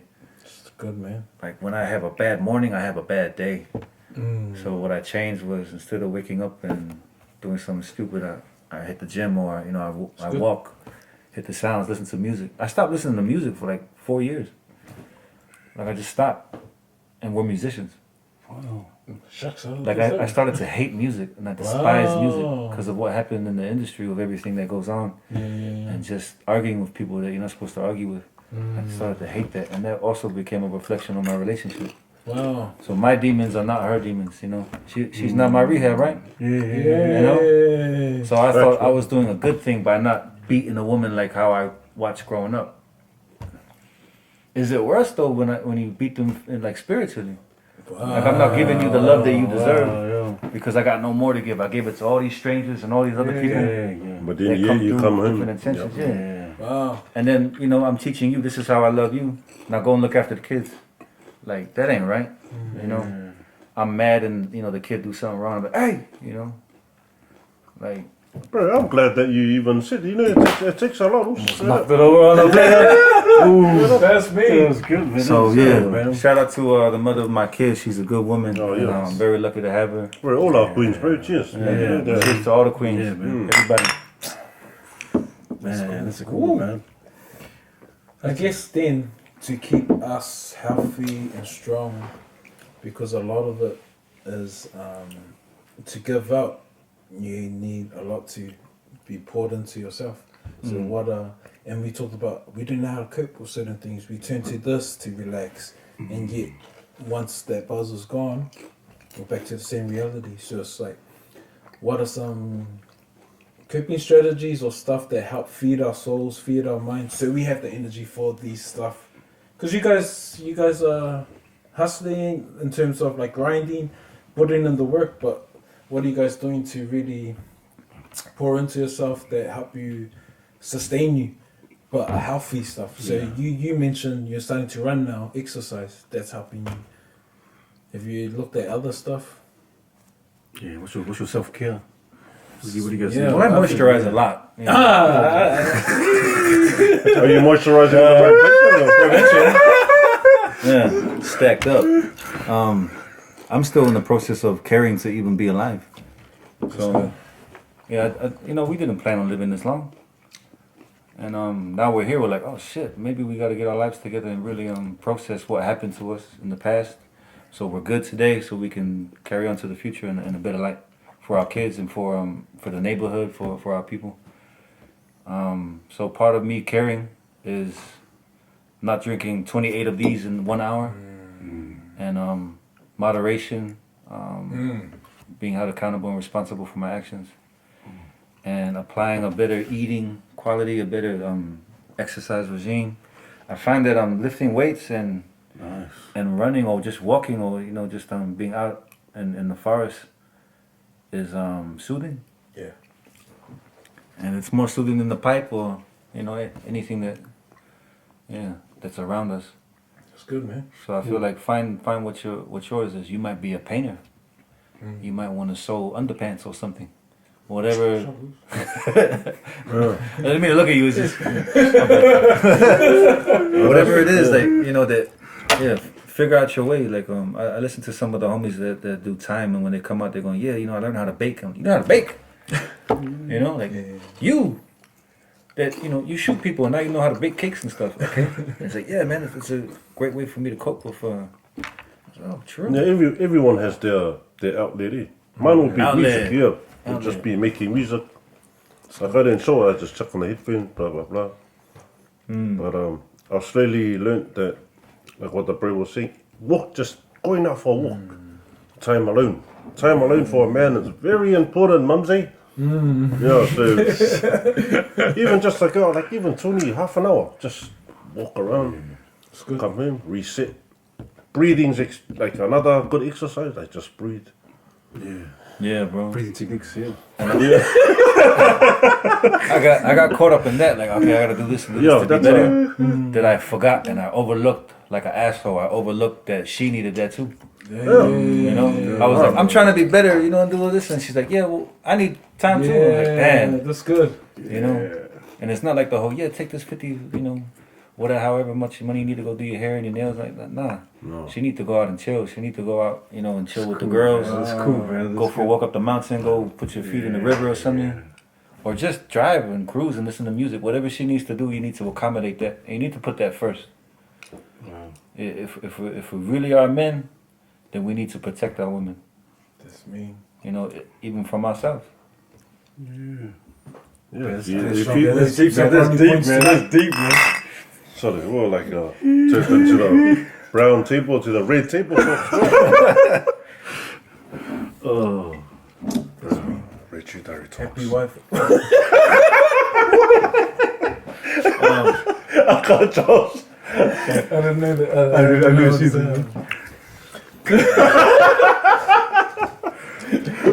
why you been ripping red all this time. Oh wow. That's cool. Yeah, boys. I feel like the Bible is helping. I've been reading lately. Yeah. Nice. What have you been meditating on? Just I guess it's kind of just getting back to it. Yeah. Because we grew up in the church, and we kind of got removed from the church. Just getting caught up being Ulovale as youngsters. The church wasn't really Islander churches are harsh at times. It's like, oh, they're acting that way because they're they have nothing, and so they're stealing loaves of bread and stuff. Let's help them. Now they just go, you guys are removed, and so we kind of rebelled. Like, well, I was hella rebellious, and because I was rebellious, I never associated with it again. We only go to church for funerals. Wow. And or we used to go to church because they had free food on Sunday. We were that poor, bro, that we needed to go and That's what we were talking about earlier. That even though I stayed on the islands with the Usos. Just because you're on the island, you didn't get free fish or whatever, like in the land. We lived right in the city, so like there's no. There's Abba, man. They eat the shit in the underwear. Yeah, like, that's not Kolia, right? That doesn't count. Why don't you guys go fishing? Why don't you? So Sunday we look forward to Sundays because we'll go to. I'm not gonna say the church, but we used to go to our church. If you're watching from Samoa, they know, bro. Small place, man. And then we'll walk next door, maybe like 2 blocks down, and then they'll have like free lunch and like the nice sandwiches with the real bread. Remember that we used to go to this church at the 9:15 See mass? this church. Yeah. See this church, and then we went to lunch. We went at the 9:15 one. because that's where those come out and they got smoked. So oh yeah, they smoked. And then at the 11:45 when that church gets out, so we walked in. Oh yeah, the sandwiches and one juice. The little sausage rolls, yeah. Those little sausage rolls. But I was mainly the one. Oh Tui. Yeah, we'd be like Tui, go in there and get 15 things for the homies. And like our crew on the seawall, we wouldn't go in the church. We just sit on the seawall. The Kalingalu, bro. What do you know about that? And it grew from like 3 of us, 8 of us, 10 of us. Yeah. I'm not saying like we're not trying to promote not going to local, but like what we just went through, like as youngins. And we were angry. Like there was a lot of anger in us. Like I mean, we were happy people, but we were angry. But too. that was We were, funny like, for no reason. rage. Like when we get in the fight, like man, when I say the violence we went through as teens, it was like a fight every day. And like sometimes you lose your teeth, you get your head split open, you get cut up. Sometimes you're the one doing it, you know. And it was all survival, and it was all like at times it felt like madness. And then when you come back from the islands and you go overseas, it's an even bigger pool, you know. And there's even more violent people, and they're shooting, and they're all of this, and you're like, oh wow. That's what sort of humbled me when I came back home. Like it made me appreciate like the little things my parents used to make, like even like just from the food, like swalisa, rice on butter. Like, you know, back there's it's real humbling. Do you guys find it difficult at times to be a Pacific Islander in this country? Oh, yeah. When you think of it as opposed to being that in the islands? Oh, The challenges that are out here? compared to You know, Back in the motherland. yeah. Well, listening to your guys' story, and then when you go visit and you watch how the youngins are living and the responsibility that's placed on them, then we're fortunate, man. We're privileged. And so, 100, bro. I just wanted to have the conversation about the differences. wow. Because the differences are what bring us to clash. And clashing in this day and age is no good, especially with social media that amplifies everything. Yeah. And it's like, we're all the same, but we got differences here and there that made us different. And that's not necessarily a bad thing. Like in Samoa, okay, you might not have any food on this day or whatever, power, electricity, but most of us still own the property that we live on. So when I come over here and I see like Auntie lose her house, I'm like, damn, there's that kind of poverty here. Like the bank came and took your shit. Now you got to go and start again with your 5 kids somehow. I'm like, damn, like that. I didn't see that back home. And I saw it so much overseas that it made me think like, man, our problems back home are small compared to our problems here. Like, damn, my homies got it like that over here, as well as all the other bullshit. Like, and then it's hard to find jobs or, even trying to stay in school, but then you get caught up in things like certain families that the older brother of the siblings, the father's gone, the mother's struggling. The older brother steps out of school and gets a job. So he gives up his life. He gives up his education to a better life so that his younger siblings can have a shot. Just like the I never COVID. seen that. Yeah, man. Until I came overseas. Oh. Wow. What was that with the COVID? No, like how the young ones had to leave school to provide for their families. Yeah, no, that's true. Solid, That's true. It's true. Yeah, It's true. solid. They didn't That's graduate true, us man. Yeah. because of this COVID. Over here? Yeah. Oh, you're kidding me, bro. Some of them, when they had come back from You're kidding lockdown, me. a lot of they were trying to get their year 12 and year 13 students to come back to school. Yeah. But a lot of was them too late. had left because the parents lost their jobs. They're the ones that went out and had to become the No, providers now. that's true. I'm pretty good because So, that's what you're saying. Yeah, because I've been to a lot of schools. A lot of the boys who like year 13, like Charles was saying, year 12, year 13, coming back on the same days. Oh, sorry, also I'm out of here. So what's happened? I got a new job. Because mom and dad's got no job. I said, man, I got to work for the family.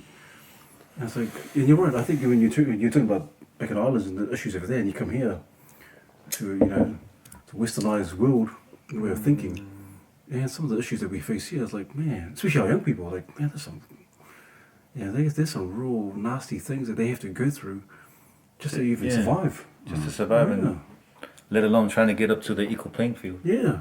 You're just trying to survive in it. And it's just, yeah, you're right. That's good. And so, unless like you guys, unless you people like you guys and men like you guys are like, man, stuff the system, I don't care, the system, I don't stuff the whatever the benefits or the welfare. Yeah. Let's just do it. Let's do it ourselves. And I think that's the way that it should be. I think as men, like if the system and the society saying we can't do this as Pacific people, you can't do this because there's a cap for you guys. This is as good as it gets for you guys. I think like you're saying, Poetik and Bass, stuff that. It's Same, a not stepping only for men, stone. for women Yeah. too. So For our people in general, yeah.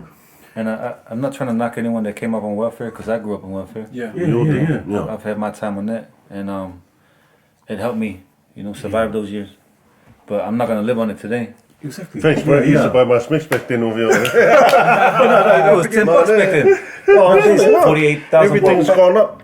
Big time. So, Yeah, man. But I tell you, I agree with what you're That's saying. cool. And what I love about you guys is that you guys are not trying to get a seat at the table. You guys are out there creating your own table. that's it, bro. Straight up. And you guys are out there not sort of relying on the funding. You guys are making your own funding for your own projects, and so we need more of that. We need to celebrate that more. And if you're out there, man, collab with other people, network, push each other, because we need to push each other to get to a place where we're earning our own stuff, we're celebrating one another, and just So you guys talk about we're not leaders. You guys are leaders. Right, yeah. But see, we don't But there's always Yes. We don't look at ourselves like services leaders. I don't think it's our calling though. I think we're still we're here to serve. Yeah, that's The me. basic teaching of the Fat Samoa is to serve. Yeah. Oh, the best leaders are the ones you serve. Yeah, so. Yeah. That's how the Gaule letters of the shit. And don't get me wrong, we have been offered and given funding before. We're thankful. Hey, Thankful. Yeah. That's another conversation to have for when the Hennessy comes out. We really want to get gangster with it. But yeah, That's cool. we have been blessed, very blessed. very, very. And I thank Very God for lucky. that. Hey, don't forget God. He's always do that and forget the man who made you. I feel like, so all the stuff that we've been through, man, we still here because God expects something from us to, we're here for reasons, what I'm saying. So it ain't about us, it's about us. Yeah. It ain't about the individual. That's not our way, individual way. That ain't us. That was taught to us, or we grew up alone, so we had to look out for ourselves, Trying to adapt to the overseas lifestyle as it ever changes, as it keeps going, it keeps changing the mold. And I feel like they keep moving the goalposts for our people. It's like, okay, we got all the qualifications, but now you're saying I got to get one more certificate in this so I can get that. And then when I get there, it could be an issue. Or they turn around after all that and then they go, oh yeah, we're going to give it to this guy just because he's brown. Like, I don't want it like that. Yeah. I want it because I earned it. Yeah. And if I wasn't good enough, give it to whoever earned the spot. Don't teach me that I can get it just because I cried about it. And you're trying to make up for whatever amends. Like, nah, that's not the kind of system we're trying to tear apart and rebuild. We need to teach our people how to work for theirs. Because ain't nothing come free in this life but death. Yeah, man. And like you said before, we need to celebrate our people more. I think a lot of our people misinterpret the whole celebrate thing because they think, oh fuck, this guy's trying to peek off of a layer. Because I'm from that. Oh, we both from Come and that. celebrate Oh, we the all bravo. are. Like the whole, like you know, the kid. But nah, they really mean that. Yeah. Like, they're Or really like it's like trying an to- angle. Like an angle. Congo, bro. Because I never saw that until I Drink the came angle over for. here and I saw, Cass was like, trying to angle me, huh? Nah, like, I love you, bro. Yeah. That's a, yeah. I love, like, damn, you need a hug, bro. You need Jesus. You see another brother doing well, bro. Even just a message, solid man, all over, bro. Bro, you're doing awesome. And that's what I love about your stuff, because I noticed that you guys are always celebrating all the other artists and putting them up on your guys' social Bro, how media. dope, how cool is it to live in bro. Auckland right now, bro? That's a must. When it comes to hip hop, R&B, reggae music, how dope is it to live in a place like Auckland and Aotearoa and the Pacific? Yeah. Like, our people are so dope, bro. Like, man. Even then, the reply will be back. Like they'll reply back like, oh no, look at what you're doing. Don't worry about what we're doing. We're trying to also. Bro, take it and run. This is your flowers. Grab it, or and make a. That's our culture though. Like when we offer flowers to someone, they give it back. Like you know when you try to like when someone comes to offer you $20. And you're like, no, you're supposed to say no back and forth like 3 times. The 4th time, then you can, sure. It's just like in Napoli, like, you know, when we have funerals or birthdays or whatever, and then they do that. Yeah, this is your basis, or this is your money for your gas. And they're like, no. I'm sorry, I'm doing it in Japanese. No, but we should, we have to, it's funny because how I am now, it's like, are you sure? Oh, thank you.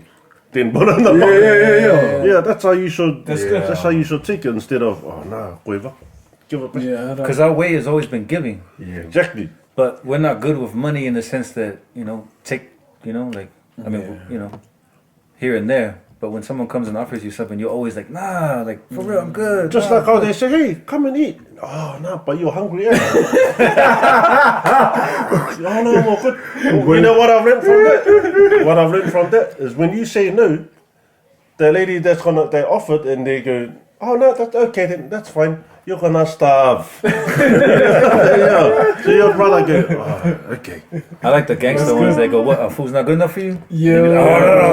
Auntie Marie, thank you for teaching me that. That's good, man. That's good. Yeah, so take it with open arms, but don't forget to say thank you. I always say you stop my blessing because you're not willing to receive it. 100, bro. Even though after they spat on it, how many Hey, yeah. Oh, that's cool. Nah, yeah, bro. So, man. The language barrier. I've seen a few things over the years because I've lived away from home for 10 years now. Almost 12 years. 12 years I've been overseas, away from the islands. And being back that long, I've seen so many of us, like we meet so many people from our work, and we link up with so many different cliques about people that it's like, oh damn, there is that conversation to have about you're not a Samoan if you can't speak the language. You can't get the tattoo unless you tattoo your mouth. And I'm just like, how did we get to that? Did we not have the conversation of why we didn't learn how to speak it? Wow. Like, Samoan was actually my first language. And then I lost it along the way, and I had to go back and pick it back up, bits and pieces. And I understand, people tease you when you try to, pronounce words in English and French and Japanese, whatever. bro, this is that what you're talking about. That is a different convo, bro. This could go on for. Let's run it, bro. I mean, we still got bilinguals on TV, Yum. Yum. I've seen so many on Facebook, so many on Instagram. I never replied to this one. Yeah, because online it'll be back and forth. You'll be back and I didn't I'd rather just That's why it's good. And here I'd rather for me, I'd only get it to honor my ancestors, my family.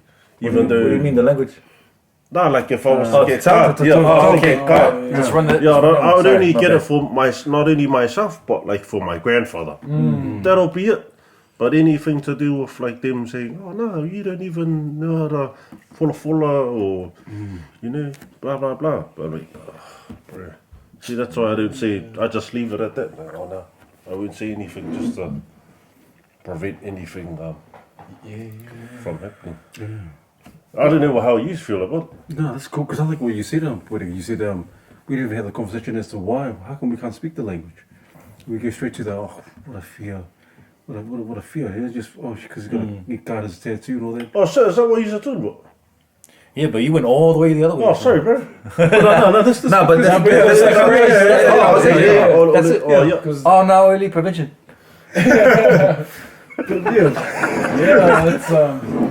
Because that's a big part of it. I never saw that in Samoa. We don't see the discouragement. I never heard the word plastic. True. I never heard the word plastic.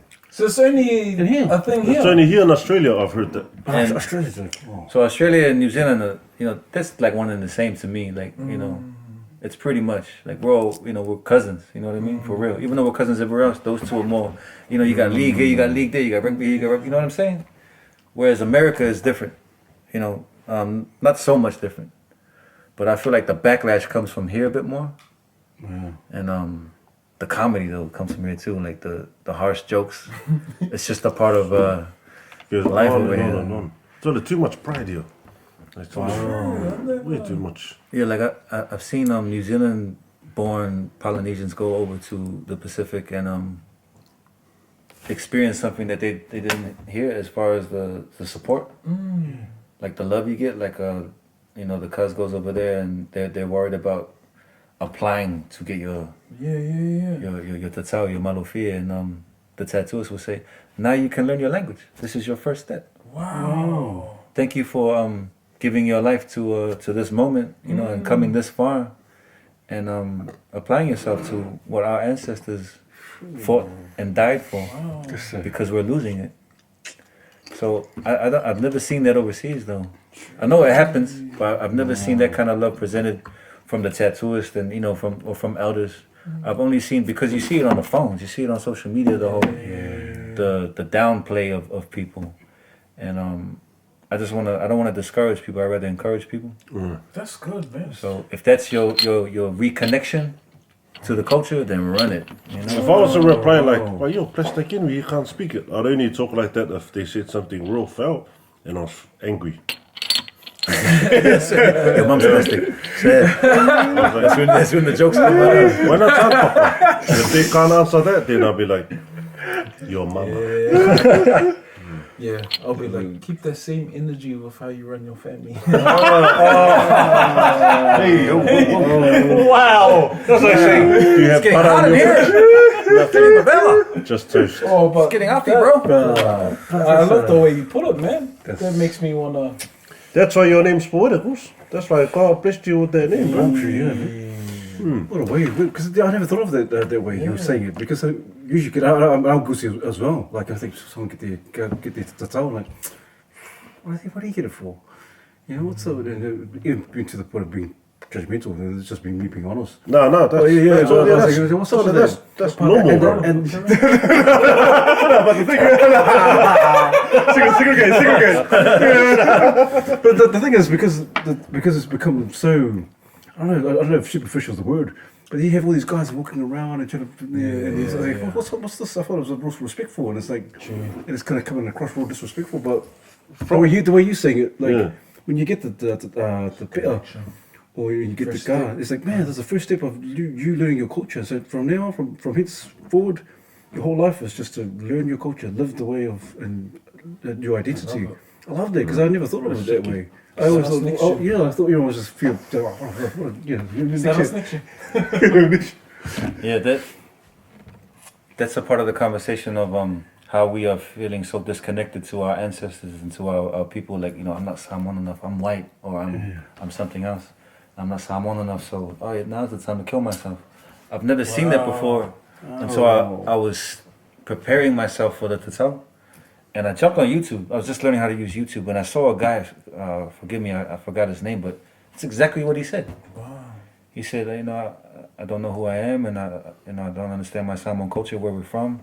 I can't speak the language, so I thought, might as well just kill myself. And I was like, damn.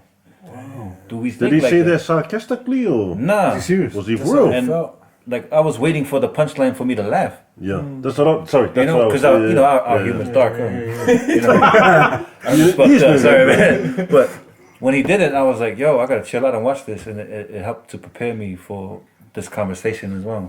This is 6-7 years ago, and it helped me to see, and identify that, damn, we really do need to unite and learn our culture to save us. It might not be the same for everybody, but damn it, I feel like Jesus would have still tried if it was only one person you could say. But how much of the culture do we have to learn? That's what I want to know. Like, do you have to learn how to speak a fluent? Do you have to know how to, like... To each their own, bro. To each their own. Okay. To each their own. If you really feel like you need to go and learn how to speak your language, or, one of your languages or whatever, then run it, and we should be supportive. Yeah. And we shouldn't criticize or ridicule people who don't have that need to go and, because... And that's what we're lacking here, is support. Yeah. That's why it was cool when I hear my ka singers in Australia, or not so much my ka singers, some of my friends, when I hear them, like, bro, like, I speak it back, even though it's broken, just speak it back.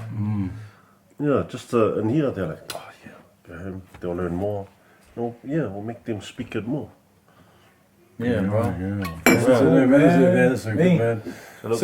So said you had to hear that when coming in New Zealand and Australia that it is something we can be very amu when they try to speak. Try to There's hey, another word. What's I'm in higher that than too. amu? Fia ai, courage. I think this is why a lot of our young, even older guys who probably don't know the culture are discouraged. Oh, if I say this, they'll laugh at me. And it is because and I felt it myself. I tried to speak in the language in front of my cousins and all that. Man, straight away. Oh, shit, and then you have this sauce. Maybe not Samoa. If you're my cousin, I'll correct you. I won't mock you, I won't laugh, but I'll be like, oh, blah, blah, blah. Then after that.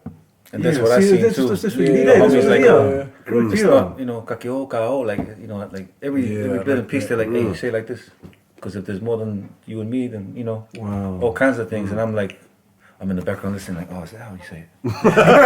Yeah, that's cool, yeah. I'm not saying I'm the man, but like, if you know the proper term, then, bro. I think one of the misconceptions of Samoa is that every Samoan living in Samoa can speak the language. Exactly. Is that We have true? to break that. That's what I'm saying. Yeah. That's what I thought. That's what I'm thinking. Like, Do you know that? Because I learned like- this when I lived over there. Not every Samoan that lives there speaks it fluently. Yeah. serious? Straight I up. feel like that's another reason why we run that kind of messed up And then, mentality. if he's from Samoa, why does he have an American accent?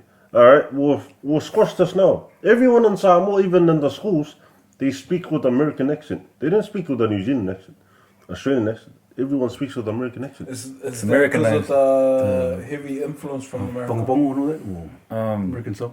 It's just colonization, yeah, bro. yeah. Like my dad's Samoan American, and his dad, is from San Francisco, and his dad's from New Jersey. That's our Palangi side. So there's a whole lot of that, and then there's a whole lot of Germans, and then there's a whole lot of British that all came to Samoa. There's French people that came to Samoa, Wow. So colonization is a big conversation, man. It's funny. It's good that you brought that up because that must be the expectation. If someone is speaking English in Samoa, do we expect them to sound like a New Zealander? No, yeah. You'll have some because they've come here, they've lived there, they've gone back. But in Samoa, the majority is yeah. You know the homies that come from here or Australia and they go over there 10 years later, they don't sound like they're from here or Australia. yeah. They sound like they're from Samoa. They sound like the Samoa because the accent, American, but some of the words you can tell it's different compared to like say LA or whatever in America. It's different. Papengafui, Guam, Philippines, Guam, yeah. like It's different. American territories. And just the way that it went, like the last 100 years. Yeah, that's crazy. I just assumed that, No, that's alright. Yeah, just to sicky that because I know a lot of people hit me up. Oh, why does you also speak with American accent? I was like, have you been to Samoa? I was like, yeah, I've been to Samoa. I was like, have you schooled there, lived there? Like, no. I was like, oh yeah. Everyone speaks with American accent. If I say can't, they say can. All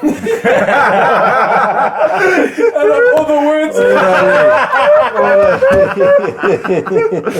Yeah, you can. Back to the language talk, all right? Yo. Okay. The part of colonization and just coming overseas and submerging yourself into the way things have already been presented. Yep. Trying to find your place in the world as a brown person, as a black person. If you didn't adapt, you were a target. So let's talk about that. Let's talk about, my father, for example, in his days, in the 50s, in central Auckland, and, before South Auckland was, South Auckland, we were all in the ghetto of Ponsonby and, around that area, Grey Lynn. It was a different time, bro. They were calling him, all these kind of racial slurs because of the color of his skin and everyone else, And when you're coming over from home and you're going to raise your kids here, do you want to teach them how to survive here? Or do you want to teach them how to survive back there where they're not going to go back to most probably? Because we're here trying to live now. We're trying to get an education. We're trying to own something. And maybe in 50 years we can go back. Later, I don't know what, everyone's dreams were different back then, moving away for a better life. So I understand why the culture was, the language was kept in the background for us. I was lucky enough to have it in the background, but a lot of my cousins didn't even have it in the background. They didn't have it in the kitchen. They didn't have it. They didn't see it. You don't learn it in school back then, so they lost it. Now we're 3 generations in, we've lost it, and in the process of losing it, we're teasing each other about it. Wow. And that's the thing we have to break is the whole that. You know, Yeah. colorism's a big thing in Samoa and the islands. You know, colorism Truly. is a big thing everywhere. Meuli. You know, Oh, meuli. Oh, yeah, meuli. The word itself is racist. Black thing. You know. I'm allowed to say the brown, brother. Not Yeah. So with colorism, the issues around that, it's like, am I even, you know, an islander? Am I black enough? Am I brown enough? Because I'm like light skinned. You know, and we went through that in Samoa. Samoa, the remnants of slavery, the remnants of colonization is still very much alive today. You can see it if you know what you're looking for and where to look at. But if you know what you're looking for, you just look around. It's everywhere. You just have to understand it. Light skin, like I'm considered light skin back home. So with a white name and light skin, and can't speak it fluently in Samoa, it was just target. It was just open season on this guy. So yeah. Fuck you, man. Why you laughing? Sorry, that was the whole. No, where's the light skin? All the ones. Bye. Hurry up to the bottom. To the bottom. To the bottom. To the bottom. To the bottom. Oh, that's good. This is my piece. Man. Oh man, we have to do a part 2, man. Reckon? We got so much Coming good out, content, and this is enough. Sorry, so I know you got a lot to cut after this. My bad, Pull man. out, cut Man, it I out. love it. It's a lot of conversations and a lot of awareness that's come up. Definitely. But one thing that sort of wanna, as we close for the night, is like celebrating used to, like talking about your guys' successes.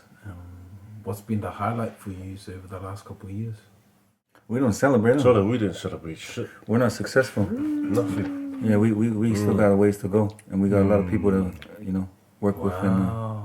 And appreciate it though. Don't get us wrong. That's cool. No, that's cool. Appreciate it. I like that. I love the answer, man. And is that to cool, keep man. you guys grounded and also give you guys like a goal that you guys haven't arrived yet? We've never really been that on that conversation. Not even that. We don't even have that talk conversation. about that. I think people are like watching now, like, but like that, we're honestly like that.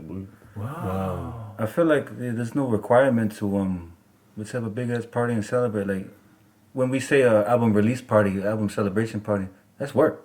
Part You of know, the money. that's work, bro, and that's like a stressful ass day. True. You gotta stress out the whole freaking day, maybe the week, deal with all the problems, and then get on stage at the end of it and then rock, and remember your lyrics, and remember the times to what songs coming next.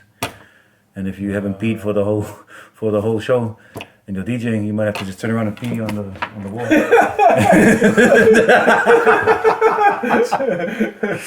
Okay. So Yeah. Also, I feel like yeah. I feel like if you're gonna be successful, your success will be measured within your children and the next Facts. generation. I was just about to say that. Intergenerational wealth there, homies. Yeah, Let's bro. knock the trauma and pass the wealth, whether it's knowledge, whether it's peace, whether it's a fale and some cars and 100 grand in the bank for your college and tuition fees. Whatever. It's all about leaving stuff behind for our families. It's not about me and this guy, the fame or whatever, the accolades or whatever they call it that you get from. It's leaving something behind for them. And if they mess it up, This one deep. that's cool. No, it's never been for us. It's always been for our families, our kids. We love that. Because see, when we look at our parents, they work all their lives. But what do they have to leave back? Just a memory. But what we can do is leave back something for them to carry on, and then for them to live off and blah blah blah. They'll take it and make it better, huh? Better. You know, So like it's our job as usos, as men, as parents, to whanga that con jeeps in their head, make it a tip and run from there. S01 bass. Bars. Bars, homie. So, Let's go to the bars. so right now, Bars. right this very moment, what are you grateful for? Fuck, my also here, to be honest. Always. And for you. Reconnecting, man. All day. How'd up? Man, no. How about you, Poetik? I'm grateful for everything, bro. Life, people, music, the roof over my head. Thank you, God, for the hard lessons. Oh, did you want those sort of answers? Oh, sorry. Thank you for my That's good, man. That's good. thank you for the brothers, all of y'all. Yeah. Thankful for the opportunity to just see another day, bro. That's really hard, huh? Thankful for what's to come. Yeah, just thankful, bro. There's so much to be thankful for. That's a whole day conversation, man. We've, when we're down and out as men, we tend to focus on what we don't have or what's breaking us down. And for me, I get guilty because I'm guilty of overlooking what I do have, and I have so much more than others. Like you said earlier, think about what I got. I've got so much more than some people, and they're going through hard times. So, hella thankful. I know. That's cool. Man, thank you so much, guys. We want to honor you just for. I know you guys still grinding, and there's so much more to accomplish, and you guys are still on the journey of leaving a legacy. But as for brothers on the outside, and we want to celebrate you. We want to thank you for paving the way for the next generation, being a voice to those who don't have a voice. For the platforms that you guys go on and be able to voice what you guys can. We want to, thank you guys, and we want to be part of that village for the Ville, for our people, and just for the next generation. So bless up to you too. And, Yeah, man. I just want to say, the same thing, also. Thank you so much for tonight. That's just very insightful. And I love what you said right at the end when Charles said, "Hey, what are you guys doing to celebrating that you guys like? Hey, you said Poetik. It's not about us." And thank you, same place. It's not about us. It's not about our accolades. We haven't arrived. We just keep going. Yeah. And so I love that. It's never. There's never an end period. It's just we just keep going. We just keep going. It's just a legacy for our kids. And so we just want to thank you guys. Also, thank you so much. We got a gift for you guys as well. Every person that comes on the show, we always gift them. Bro, you gave us a gift. We're We're gonna count the girls. We gotta, support the community. Man. So also, because I do a lot of this, all my artwork and all that kind of stuff here. But did you draw that? Yeah. So all this. And so guys, I did a bit of a caricature of you guys, a bit of like a cartoon caricature of you guys. Oh, and shit. Damn. So also, man. Man, thank you so much for tonight, man. Oh shit! Use bass. Use. Yeah, that's cool, bro. Holy shit. Sorry, this is the first time I see myself on a... Thank you guys so much, Yeah, man. appreciate it, man. No, That's all dope. good. This is for you guys, man. On behalf of the team, the Band-Aid team, thank you guys for coming in, man. Appreciate it, man. Man, thank you. Thank you. Hey, let me have your one. Because I feel gay looking at myself. I love me. Yeah. He's like, no, I wanted to look at myself. You're like a porn star here, man. Remember back in those days when you used to look at Usher's poster and his abs and you used to do your ab crunch ups? That was our workout routine. Back in we still rolling. Man, we're gonna have you guys back in. Thank you guys so much. Man, thanks for having us. Appreciate you guys. Much love. We will return with some gifts for you. I'm gonna draw a picture of you. And you. Shout out to everybody watching. Make sure you you support the homies here. They're doing something good for the community. Holla at them. Comment, subscribe, all Everything. of that. Share. And support each other. And if you're coming up in the game or just in life, one thing I want to share real quick is try not to take advice from people who have never been where you're trying to go. What I mean is, like, if you have a vision that you feel like no one else can see, it's different from electing a team together to get you there. But if you're an entrepreneur and you see something that no one else can see, don't lose sight of it. Believe in yourself, because our people, we tend to just stop and just do what we can. but we could do so much more. So believe in yourself. All right, no disrespect to nobody. Love you all. Peace, love, and hip hop. Ovatu. Love y'all.